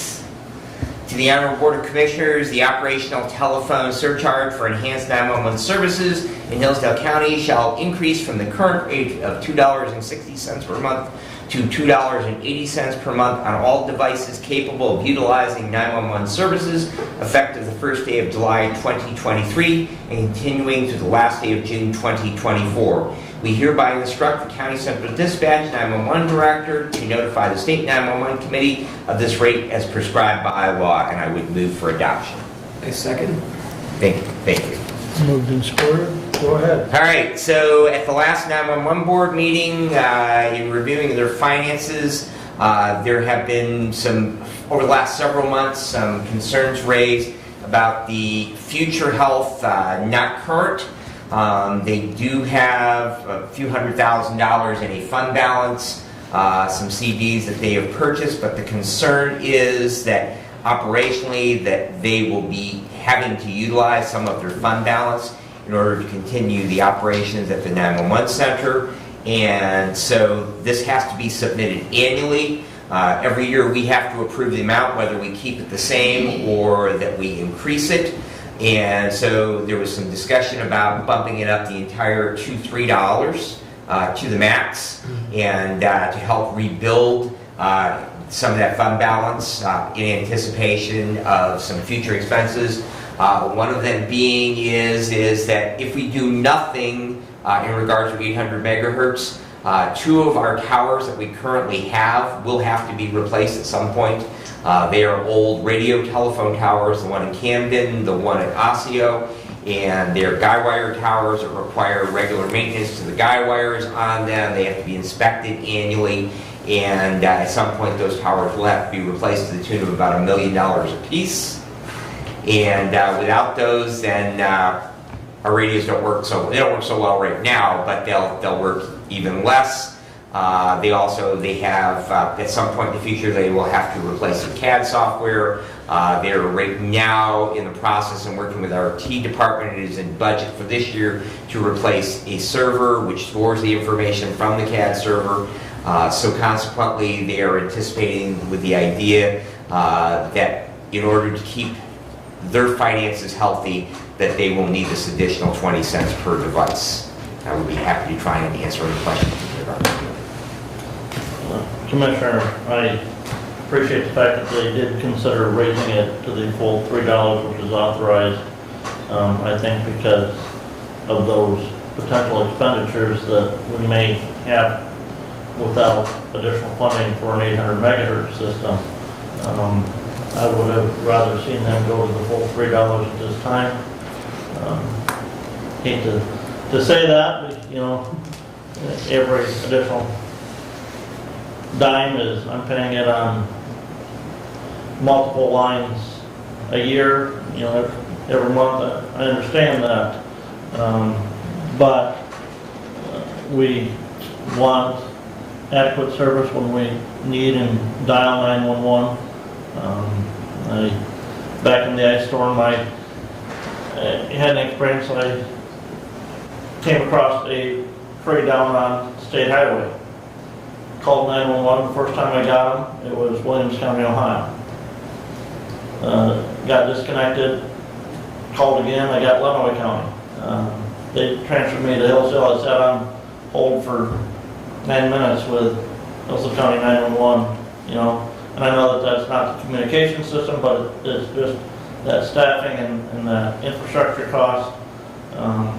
And we need to start planning for that upgrade or replacement of that equipment. And I'm not sure that the $2.80, you know, is where we should be. I really think we probably should go into the $3. So. I appreciate your comments, Commissioner, and I believe that after the discussion at their board meeting, that they understand and agree with you 100%.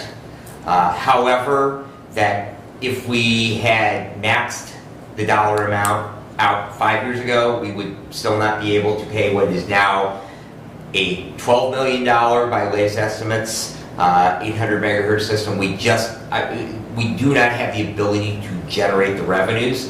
And I certainly appreciate with those infrastructure costs, regardless of what we do in relation to 800 megahertz. But I do believe that the overall thought of that body was to be as fiscally responsible as possible and to not ask for the full amount.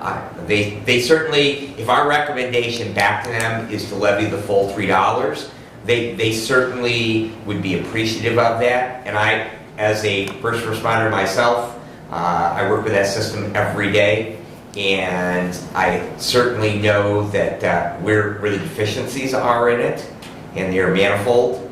However, again, I think that I actually can recall one year when we lowered, I believe we lowered by a nickel the surcharge because of the amount of surplus they had. Today, I believe that we are in a place where if we raise it by 20 cents, that we will be able to meet the immediate needs for central dispatch, But at some point, one of the things that was brought up in that discussion, the concern is at some point, even if we were to max out, $3 is the maximum allowable under law, they still may not be able to operate. And so then where do we go with that? Do you know how much each additional dime or an increase will bring in revenue? I believe that the discussion was if they maxed it out, it would bring in about $150,000, but I'm not positive on that number. I could probably obtain that number relatively quickly. So I guess the question I have is, Right. did they discuss the total number of devices? Because that's been a moving target. Right, it is a moving target and also a somewhat held close to the vest number. The telecoms, they don't like to really publicize how many devices each one of them have. They're required to disclose it to the Public Service Commission. However, they play that number pretty close to the vest. I can tell you myself, my wife and I have a cell phone, and then because we get our home internet with a device that is a cell phone device, that device actually has, because it actually has a telephone number attached to it, I can plug a telephone into it and call 911. That actually is Right. surcharged as well, but that is a moving target. Well, correct me if I'm wrong, but the last census, our census for the county went down.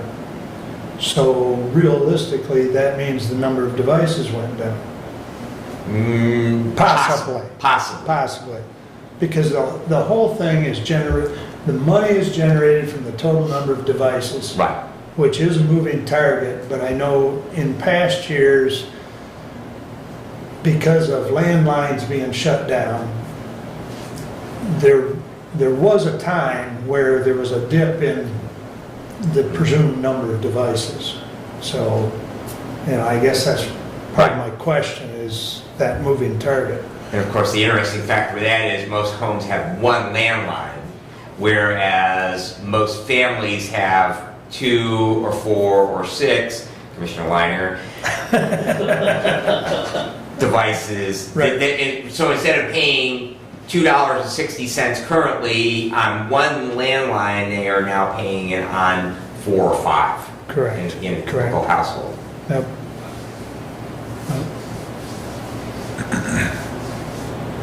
So Tom Whitaker is telling me, yes, that is correct. So the dollar amount, about Roughly 150. yeah. The additional 40 cents would generate Yeah, 150,000 of Correct. additional revenue. So 20 cents would be, 75. 75. right. So about 37.5 for each additional 10 cent increase. Yeah, that sounds about right. Further discussion? I wonder if there's any interest or research going into replacing that whole system. Are there federal grants, or is there some federal project going on that we maybe could replace that whole 800 megahertz system with an upgrade without a great deal of expense? I mean, has anybody looked into that?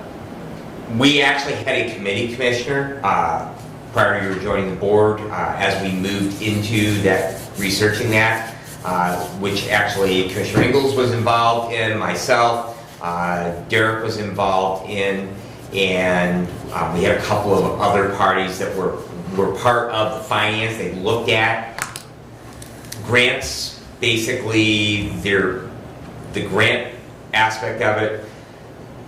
There is some AFD, fire department grants. However, that would only affect the fire side, and it wouldn't be able to build the towers, and that's where the bulk of the expense is. The towers themselves, I believe, in the system that was designed was around $8.5 million of that $10 million, $11 million price tag for a Motorola 800 megahertz system. We have had some meetings with members of the legislature. Unfortunately, because of the outcome of the election, and elections do have consequences, we Representative Fink, the thought was he was going to chair the House Appropriations. Then when the party to which he is a member was not the majority, the thought that he would be minority chair, that did not happen as well. And so we continue to work with and reach out to, both through Motorola, who was the selected vendor for that system. They have a lobbying firm. We actually went to Lansing, sat down with a lobbying firm. We also had some meetings with Representative Fink. The current thinking is there's about a $9 billion pot of money sitting up in Lansing. We are continuing to work on that. However, trying to get that appropriation is what we're being told, in answer to your question, is possible. Have there been 800 megahertz systems funded by the state legislature? Yes, but the possibility for a small, rural, very Republican county in the current legislative climate is not particularly good, to be blunt. The only caveat to that is there's some interoperable agreements that are being worked on and put into place between the state of Michigan, Ohio, and Indiana that is possibly going to require the state police to increase their channel capacity in Hillsdale County from the one tower that they have here in the county, which may save some cost on the county side of that system. And you know, if this Michigan State Police built another tower or two towers here in the county or close proximity to the border of the county, that would reduce the number of additional infrastructure towers that we need on the county side to upgrade that. But we're not on an 800 megahertz system now. We're on a VHF system. So yes, there's been talk about upgrading the system. We looked at that. We looked at two 800 megahertz systems. One state's on for the 75 counties, 76 counties now are on that 800 megahertz system with the state. Branch County went with a system that's not with the state. Which hasn't worked really well. They've continued to have problems. And interoperability between their deputies and state. The big issue that Commissioner Benzing and I have on the border is not just interoperability with cross-county departments, but interoperability amongst two states. Right. And that is not a perceived concern. We actually had a structure fire with my fire department where we had a mutual aid from the Pioneer, Ohio, and we could see each other across the fire ground. We could not talk to each other across the fire ground. And that's, you know, that's where you need that reliable mic and radio system that is only taken care of with on a secure system, 800 megahertz type system to allow that fast, efficient communication. And the voters of this county decided not to fund upgrading the county-wide to an 800 megahertz system.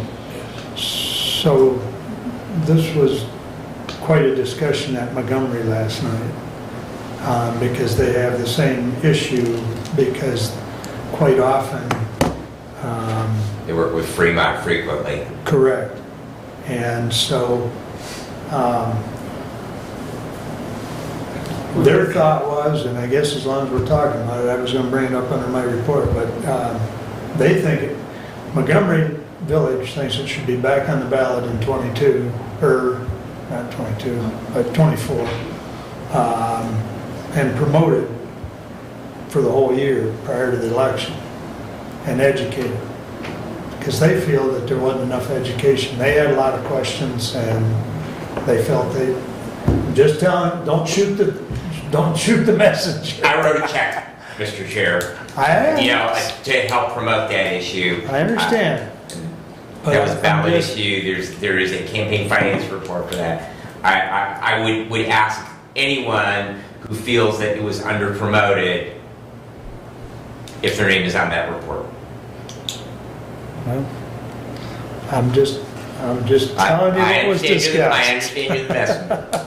But, you know, it'd be entirely up to this board if we want it back on the ballot in '24. I mean, that is an option. Well, we have a resolution on the floor, and I would move to amend the resolution by striking $2.80 and inserting $3. I'm friendly to that. Okay. Any comments or discussion on the amendment? Can you speak just a minute again on why the decision was $2.80 to save for future? Is that correct? The idea is that they will not have to dip into their current fund balance that they have right now in order to balance their budget. They have their own budget. They're uniquely funded. In other words, they pay for their own operation. There is no general And they fund. chose $2.80 over $3. Correct. And the idea was to be fiscally responsible at this point. And I will tell you, this year, the approved budget for them is projected a decrease of $93,000 of their fund equity. Current year's approved budget we're decreasing. We'll spend down their fund balance. Correct. By $93,000. Thank you. Further discussion on the amendment?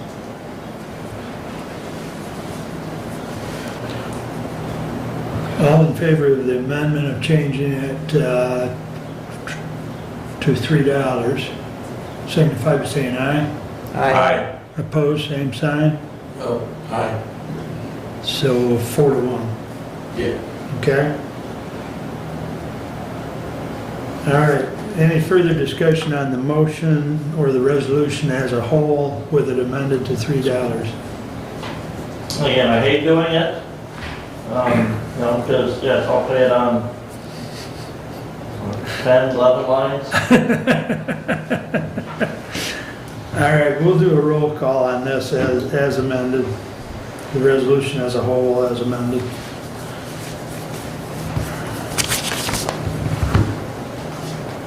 Commissioner Engels, Yes. Commissioner Lanius, No.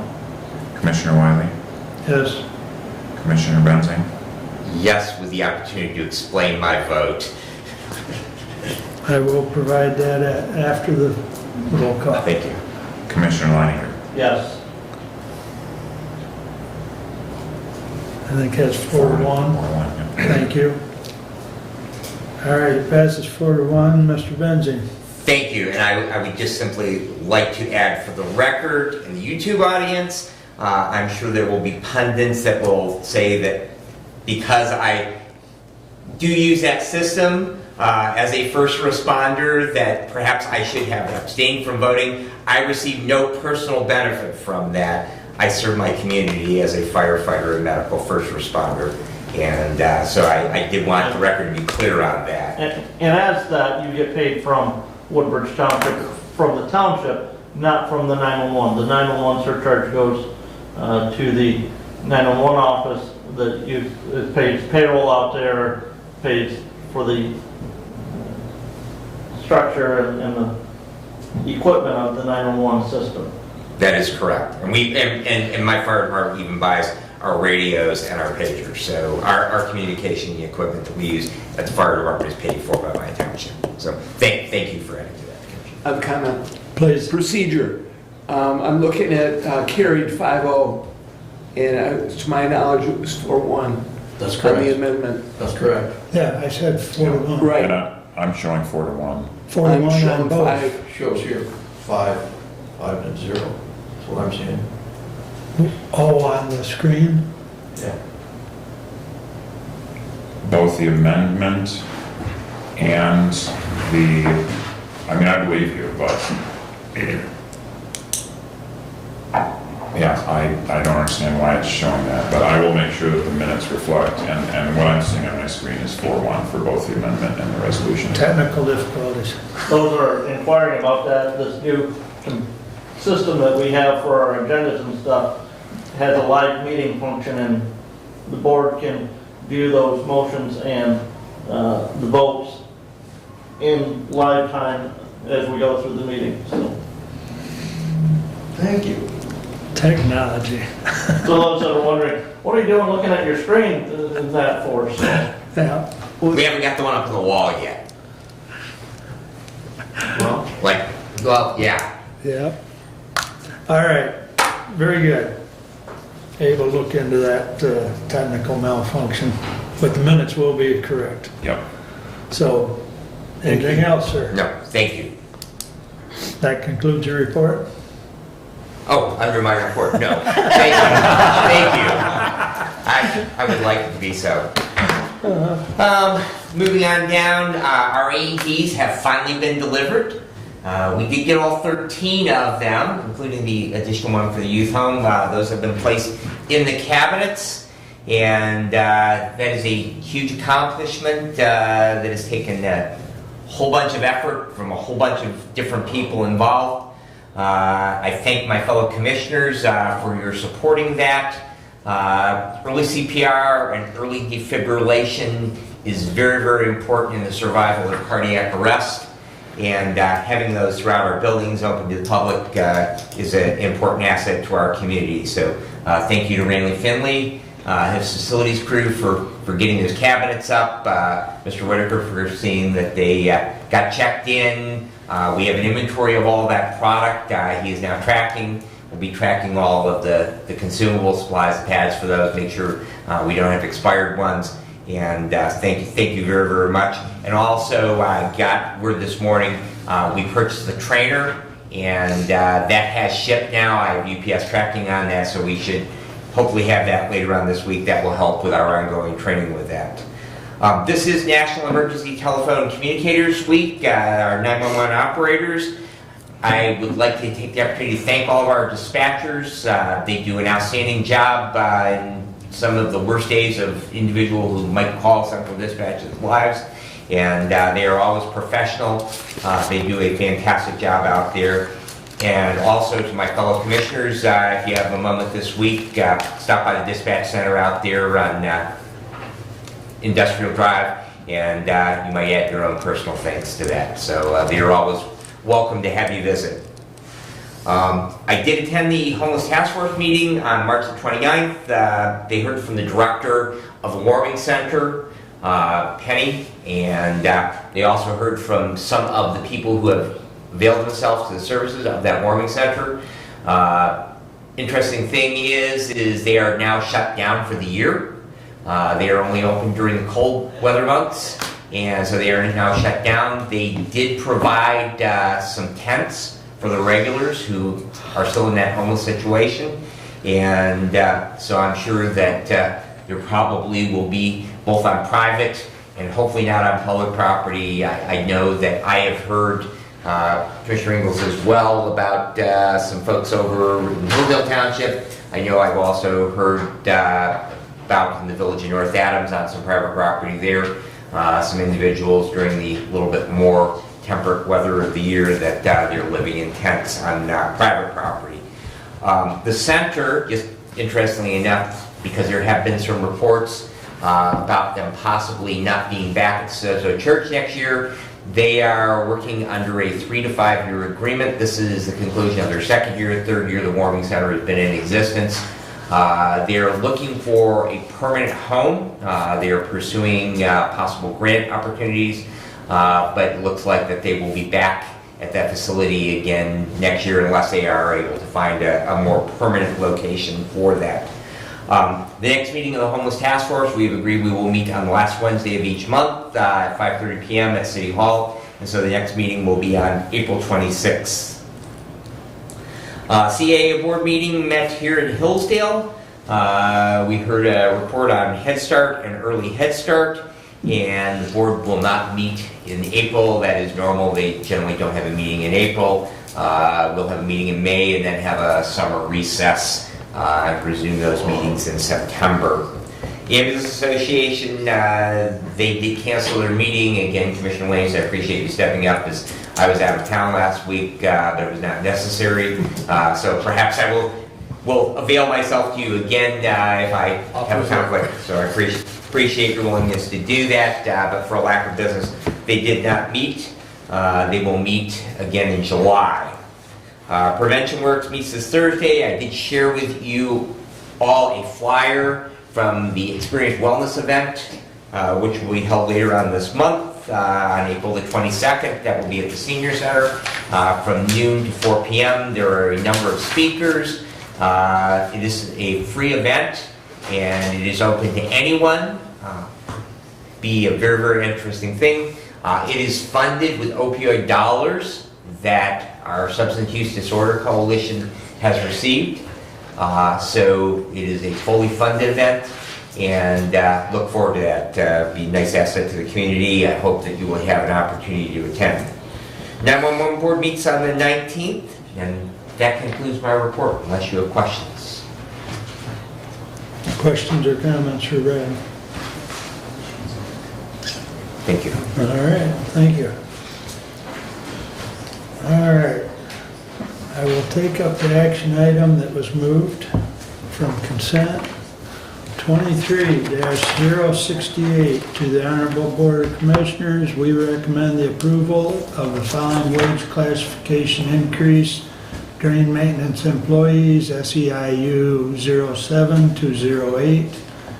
Further recommend the above classification change be effective April 11th, 2023. Respectfully submitted. Support. Moved and supported. Doug, you asked it to be pulled. I'll let you talk first. Thank you. So, a few questions, if I may. One is the criteria for level 8. Are those defined? The criteria as defined here, the only classification that we would approve then at level 8 is the drain maintenance employees. Nobody else has been approved at a level 8. Level 8 was just added to the SIU schedule last year. It was added with the intention of moving the drain maintenance employees to that level 8, but that was never done. Which brings me to my next question of, while it was created in, I believe, December last year, the level 8 for the drain maintenance, it was not implemented at that time. My recollection is that it was a budgetary reason. No, that was not a budgetary reason. Right. I think it's an oversight on our part not bringing this resolution forward at that time, because that was the whole intent of that level 8 at that time, and it was just not done. That's my recollection of it, because we didn't discuss level 8 with anyone else other than drains. Correct, Budget Chair? Correct. I did have some discussion previously with the former Commissioner Schmidt, who was budget chair at that time, and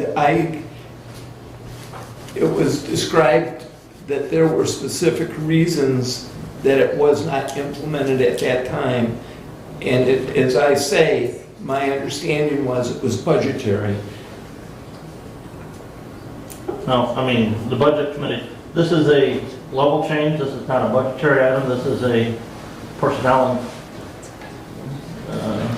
management and personnel committee change, so that's why, right.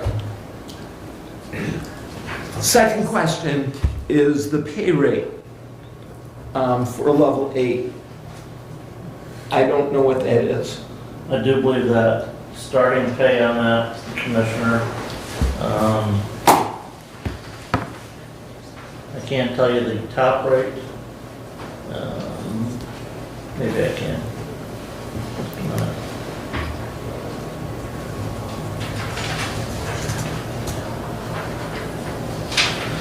Starting pay is $19.11, top rate is $21.76 per hour. And that current top rate underneath that SIU schedule is year 25. And the level 7 rates, if you have it right in front of you there. I do not have that right here in front of me right now.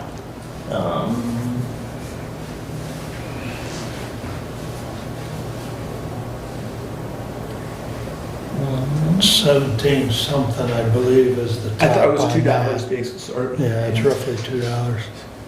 So it does become a budgetary item, though, when you do a pay increase. Would you agree? And this, But it does not impact the general fund, and, because those monies come out of the drains. right, this is a drain maintenance employee. Paid out of the general fund, reimbursed from the drain maintenance fund. And,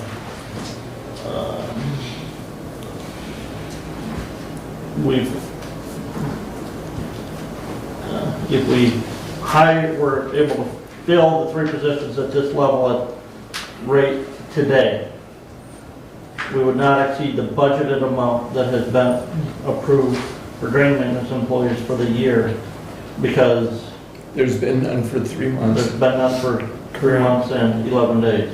Right. And I would add to that, it would be my understanding that if we were to hire anyone, it would be at the lowest rate because we have no drain employees currently. Correct. Correct. So then the new higher rate would be 1911. For the, right, for the drain maintenance employees, which 1911, you gotta have a CDL and be eligible to operate heavy equipment at 1911 an hour. My next question of 3 that I do have is, number 3 is the status of the wage classification study. We had said, you know, we're very firmly that we were going to wait for that before we made changes. And again, this was an oversight from last year when that level 8 was created, that this was never done. That wage classification study is in the works. I don't have an update, and I don't know if the management personnel has an update as to when Mr. Notley is going to be able to get that, proceed with that. I do know that when we contracted with him, he had some time before he was going to be able to start here in Hillsdale County with that study. The hope was that we would have that done in September, October timeframe. Okay, but if you look outside today, Commissioner, this is where the drain department needs to be working. I understand, Commissioner. I understand. But I do respectfully disagree with the message that I'm hearing that the delay was an oversight. I believe that it was not implemented intentionally, is my understanding, and that it was a budgetary reason. And I also know that we have, I'll use the term steadfastly, responded that we would wait for the wage and classification study. And that completes my comments. Correct me if I'm wrong, but Matt was under the understanding he could use level 8, and he posted the last posting at level 8, did he not? The January 4th posting is for level 8. Right. I mean, So Matt was under the understanding that he was already cleared to use that, and we failed to follow through. So, Commissioner and I have, the Budget Commissioner and I have had discussions about that, and that it was a posting that was not an approved posting, I would say, that neither Budget Committee members at the time when it was posted realized that it was posted as a level 8 until after the fact. Commissioner Leininger? that's correct. Again, the level changes, you know, we built the budget based on the levels that are been approved at the time. The level 8, I don't believe was approved until the last meeting in December, and that SEIU wage schedule. We had approved our. Sounds about right. We had approved the budget at the first meeting in December. Okay? So the budget is built based on those levels that are approved at the time, Commissioner. It's not the budget department's responsibility to change, to bring forth the level changes. That's management and personnel. And so that's why the budget department, the budget committee didn't bring forth that level change. That's management and personnel role. Go ahead, Brad. Thank you, Mr. Chair. I'm going to speak in opposition to the resolution for a number of reasons. Echoing Commissioner Ingalls, we've talked about this. We have said previously we're not going to make any level changes until after our wage study and our level study is back. I would echo that we had requests as management and personnel from the treasurer last year to make level changes in her office. She had her office closed for part of the week during tax collection time and delinquent tax collection time last year because of lack of staffing. I understand the weather's beautiful for drain work. People want to pay the property taxes. I had a constituent that said he came in to buy their 5 dog licenses and couldn't because the treasurer's office was closed and we were unable to complete that transaction in time they set aside. We have had a request from the district court for an employee that was transferring from another department who was a level 7, and their request was to be able to have that employee move over from another department, but the position in their office was at a level 6 and asked, and we turned that request down until such a time until we had our wage study. We've had requests from Mr. Finley, who has a skilled tradesperson with a license necessary for the tasks that he does to reclassify a position in the facilities department from a level 7 to a level 8 based upon the licensure that they are required to have to do their job. And we have told him as well, we are not doing anything until we get our wage study back. I fully understand the issues that the drain commissioner is facing in hiring. But I don't know how many times we're going to bring this back and how many times that we're going to have to say, we've taken a position on this, that when we get the wage study back, then we will look at changes. And it's going to be painful. I think budget's going to have a really tough job with next year's budget because I think that we're going to find that wages are going to go up and it's going to require some cuts in various portions of the government to be able to meet those increases in payroll. That's part of it. But I was a little taken aback to see it under consent, and I appreciate Commissioner Ingalls moving it down so that we could discuss it. And so, again, I will be voting against the resolution. Thank you. Further discussion? We'll do a roll call.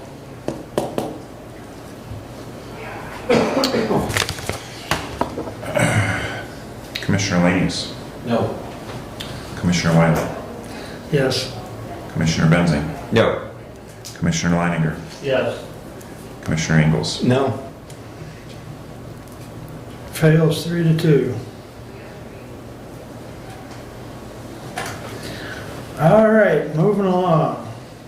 The only other, well, let's see, the other thing I've got listed, and then I'll touch on my other item. Reschedule April 25th meeting. Steve and I are both registered for the conference.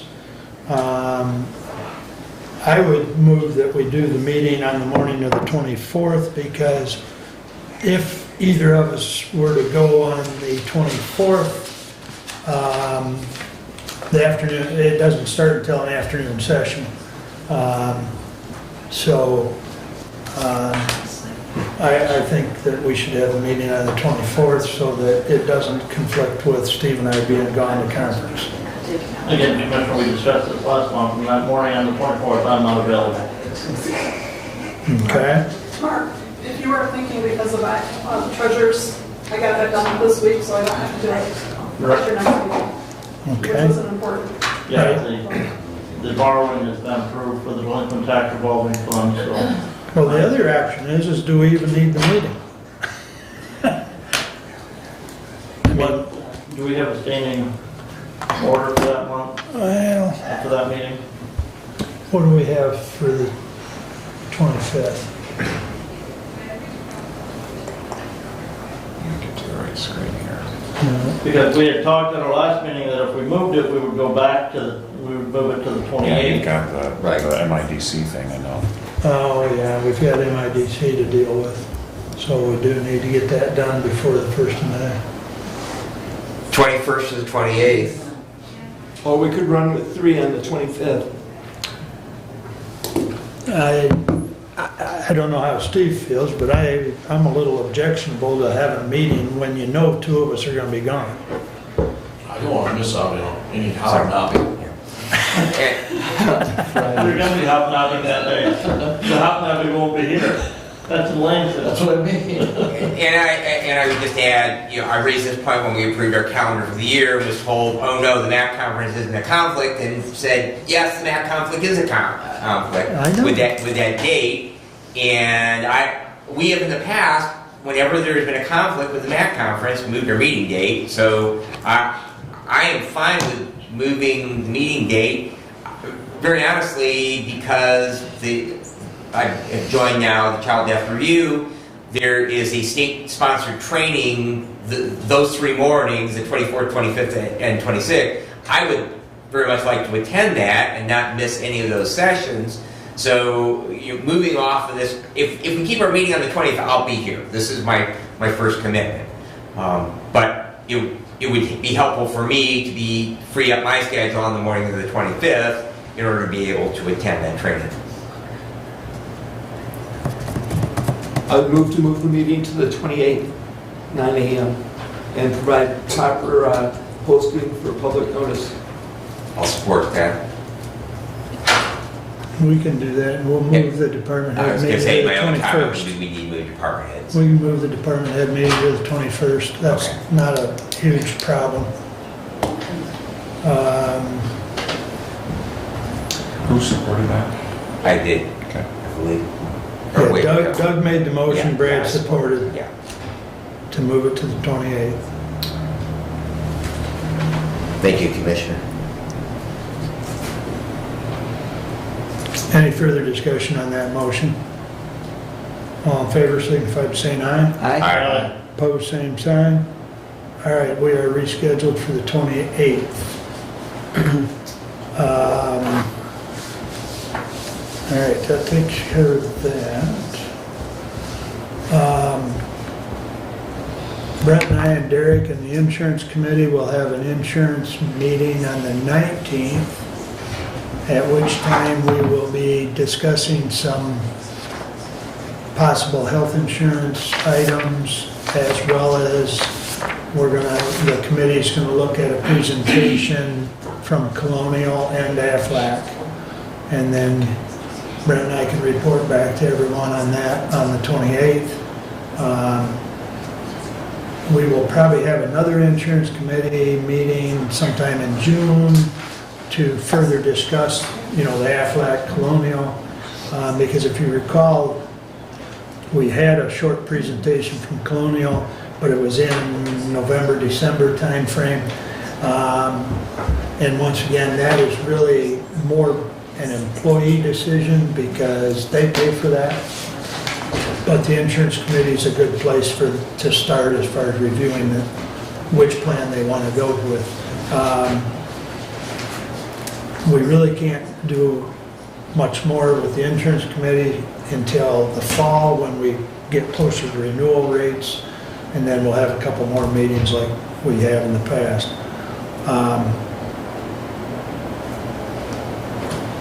And then Lifeway's facilities meeting yesterday, I did pose the question as far as the relief, if you will, as far as the ER.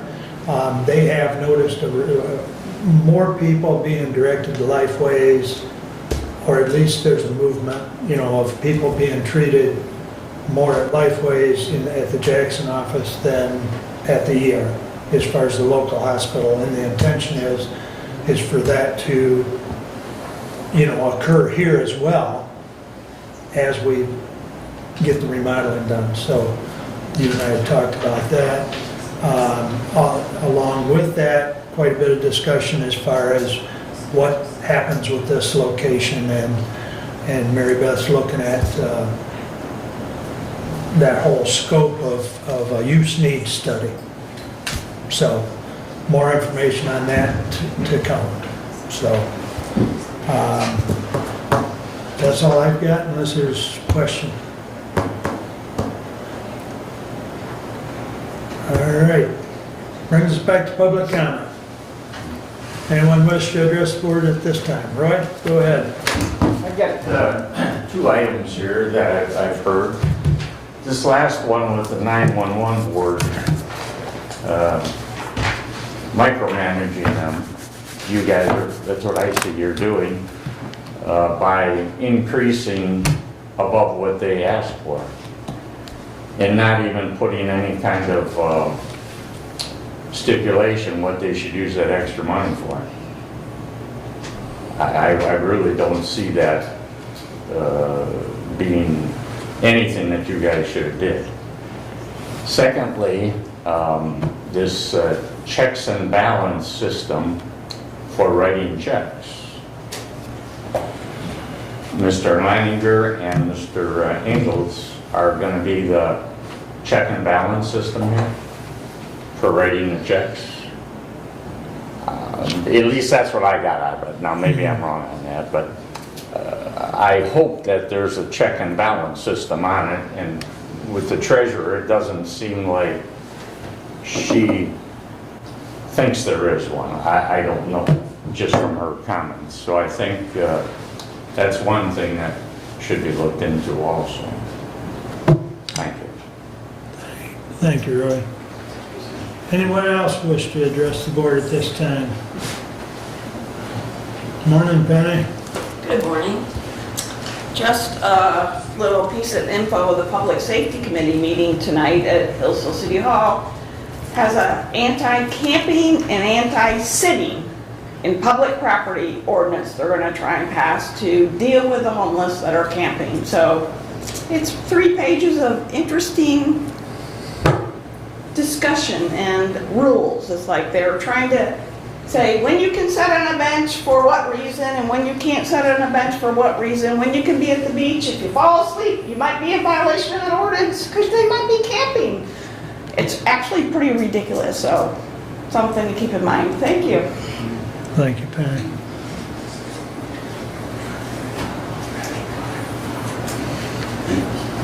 Round 2, huh, Bob? Yes, sir. Yes, sir.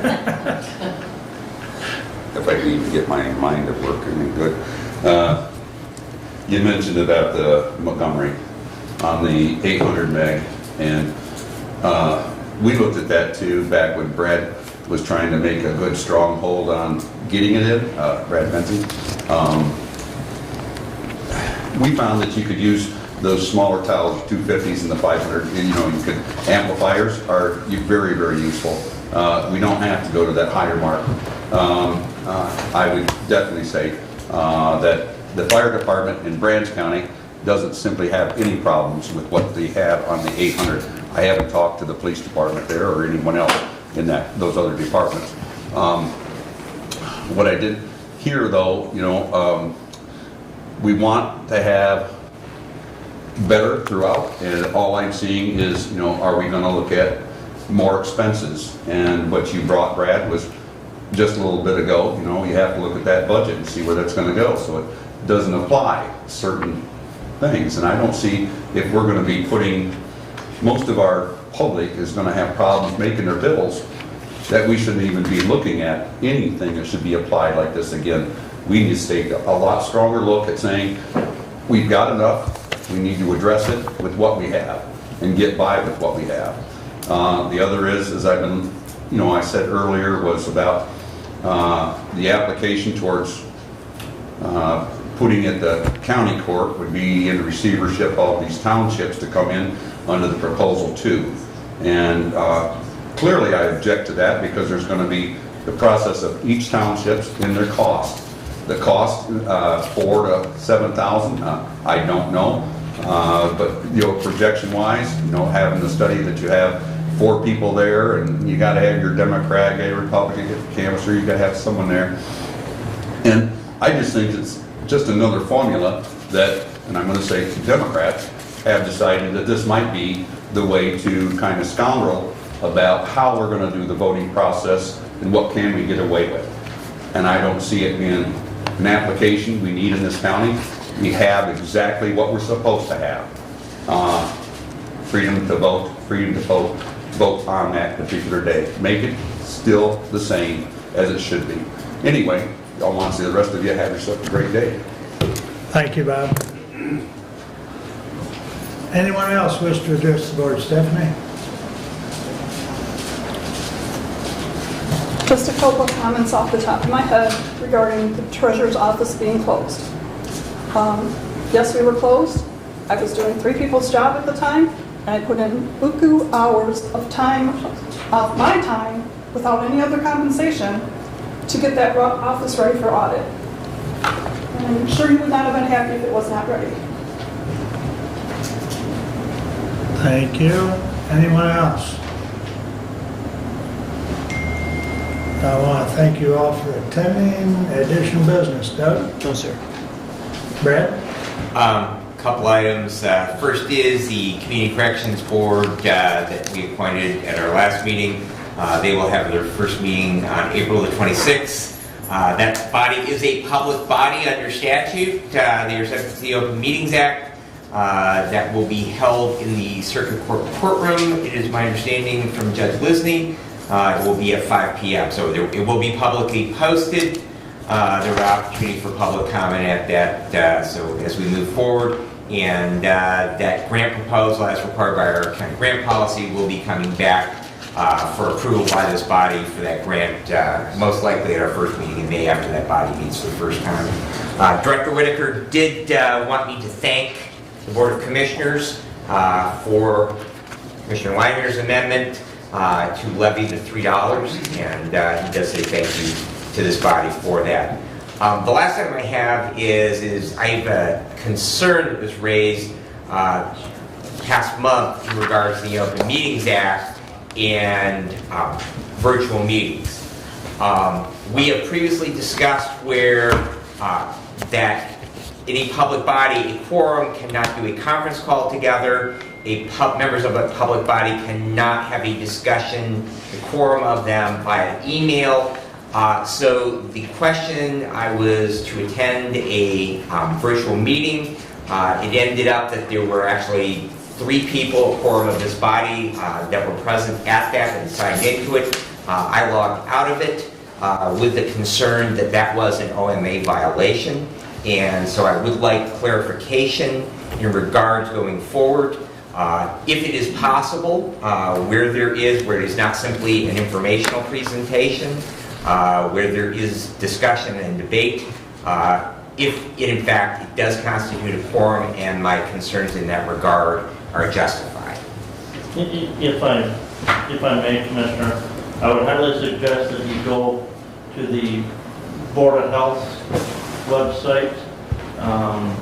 We had a presentation at I do believe our February Board of Health meeting from Andrew Braggy, who is the legal counsel for the Board of Health. Andrew also worked for the county on some litigation issues.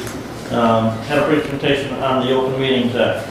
And I think that your questions would be clearly able to be answered at that. Regarding that, the OMA has changed, does not allow for virtual sessions of a public body that is to conduct business for the OMA and to conduct those meetings virtually. But any chance gathering, all 5 of us could go to the Michigan Association of Counties event in Lansing on the end of April. We could all be there, and that's not a meeting of a public body because that's defined as a chance gathering at an event, so, What month did he present that? February. Okay. And that meeting is recorded and posted online on the Board of Health's website underneath our meetings. So you can go and watch that. Okay. And that's the first hour and 10 minutes. Okay. Hour and 10 minutes of that meeting. Okay. Thank you. Thank you, I appreciate that. All right. And I would share that, you have those questions from any of your local units of government. It's a quick way to see an attorney's opinion on the OMA without actually having to pay for an attorney's opinion. You can go and watch and listen to that presentation made at the Board of Health. So, thank you, I appreciate having that asset available. Right. Would be good to watch. Additional business as long as you're speaking. Brett? I don't have any, other than the checks and balances, most of the checks issued by the county do require 2 signatures already. They require the clerk and the county treasurer to sign those checks. So there is checks and balances. We as county commissioners go and review those bills. Those bills that are submitted do have account information as to what account those funds are being drawn from, as they're submitted by the departments, as do the manual checks. Those come from specific accounts, and there is checks and balance in place for all of those payments that are issued, and it does not fall to just the budget committee of the commissioners. That's the clerk and the treasurer on a primary basis for that check and balance. Okay, thank you. Steve? I believe, Doug, do you know any different? Was Dave going to take a picture today of some kind for the board? I don't know. I got an email from Abe. So I think everybody stick around. We need a chance meeting for a picture. Well, he took a picture in January. I understand, but your beard's changed since then, so you might have a new More picture. gray in it. I'm sorry. I'm sorry, I couldn't resist. There's an inside joke there, folks, but anyways, the one thing that I have for additional business, I have talked to Dave as well as to Randy. We, pre-COVID and pre this board, we had worked on strategic planning. COVID kind of brought it all to a halt. Dave's looking for all that material that we had done, some of it on sheets of paper, and so what I would like to do is get that going again, because it's going to be a good way to answer questions that are going to crop up now that the annex is being sold, and because that's definitely a question on everybody's mind. So part of that strategic planning, we can work through that process. So we're going to try and resurrect that project sometime in the next 45 days, have an initial meeting, and all the elected and department heads and commissioners will be present, or as many as can be. So that's my additional business. And with that, we stand adjourned.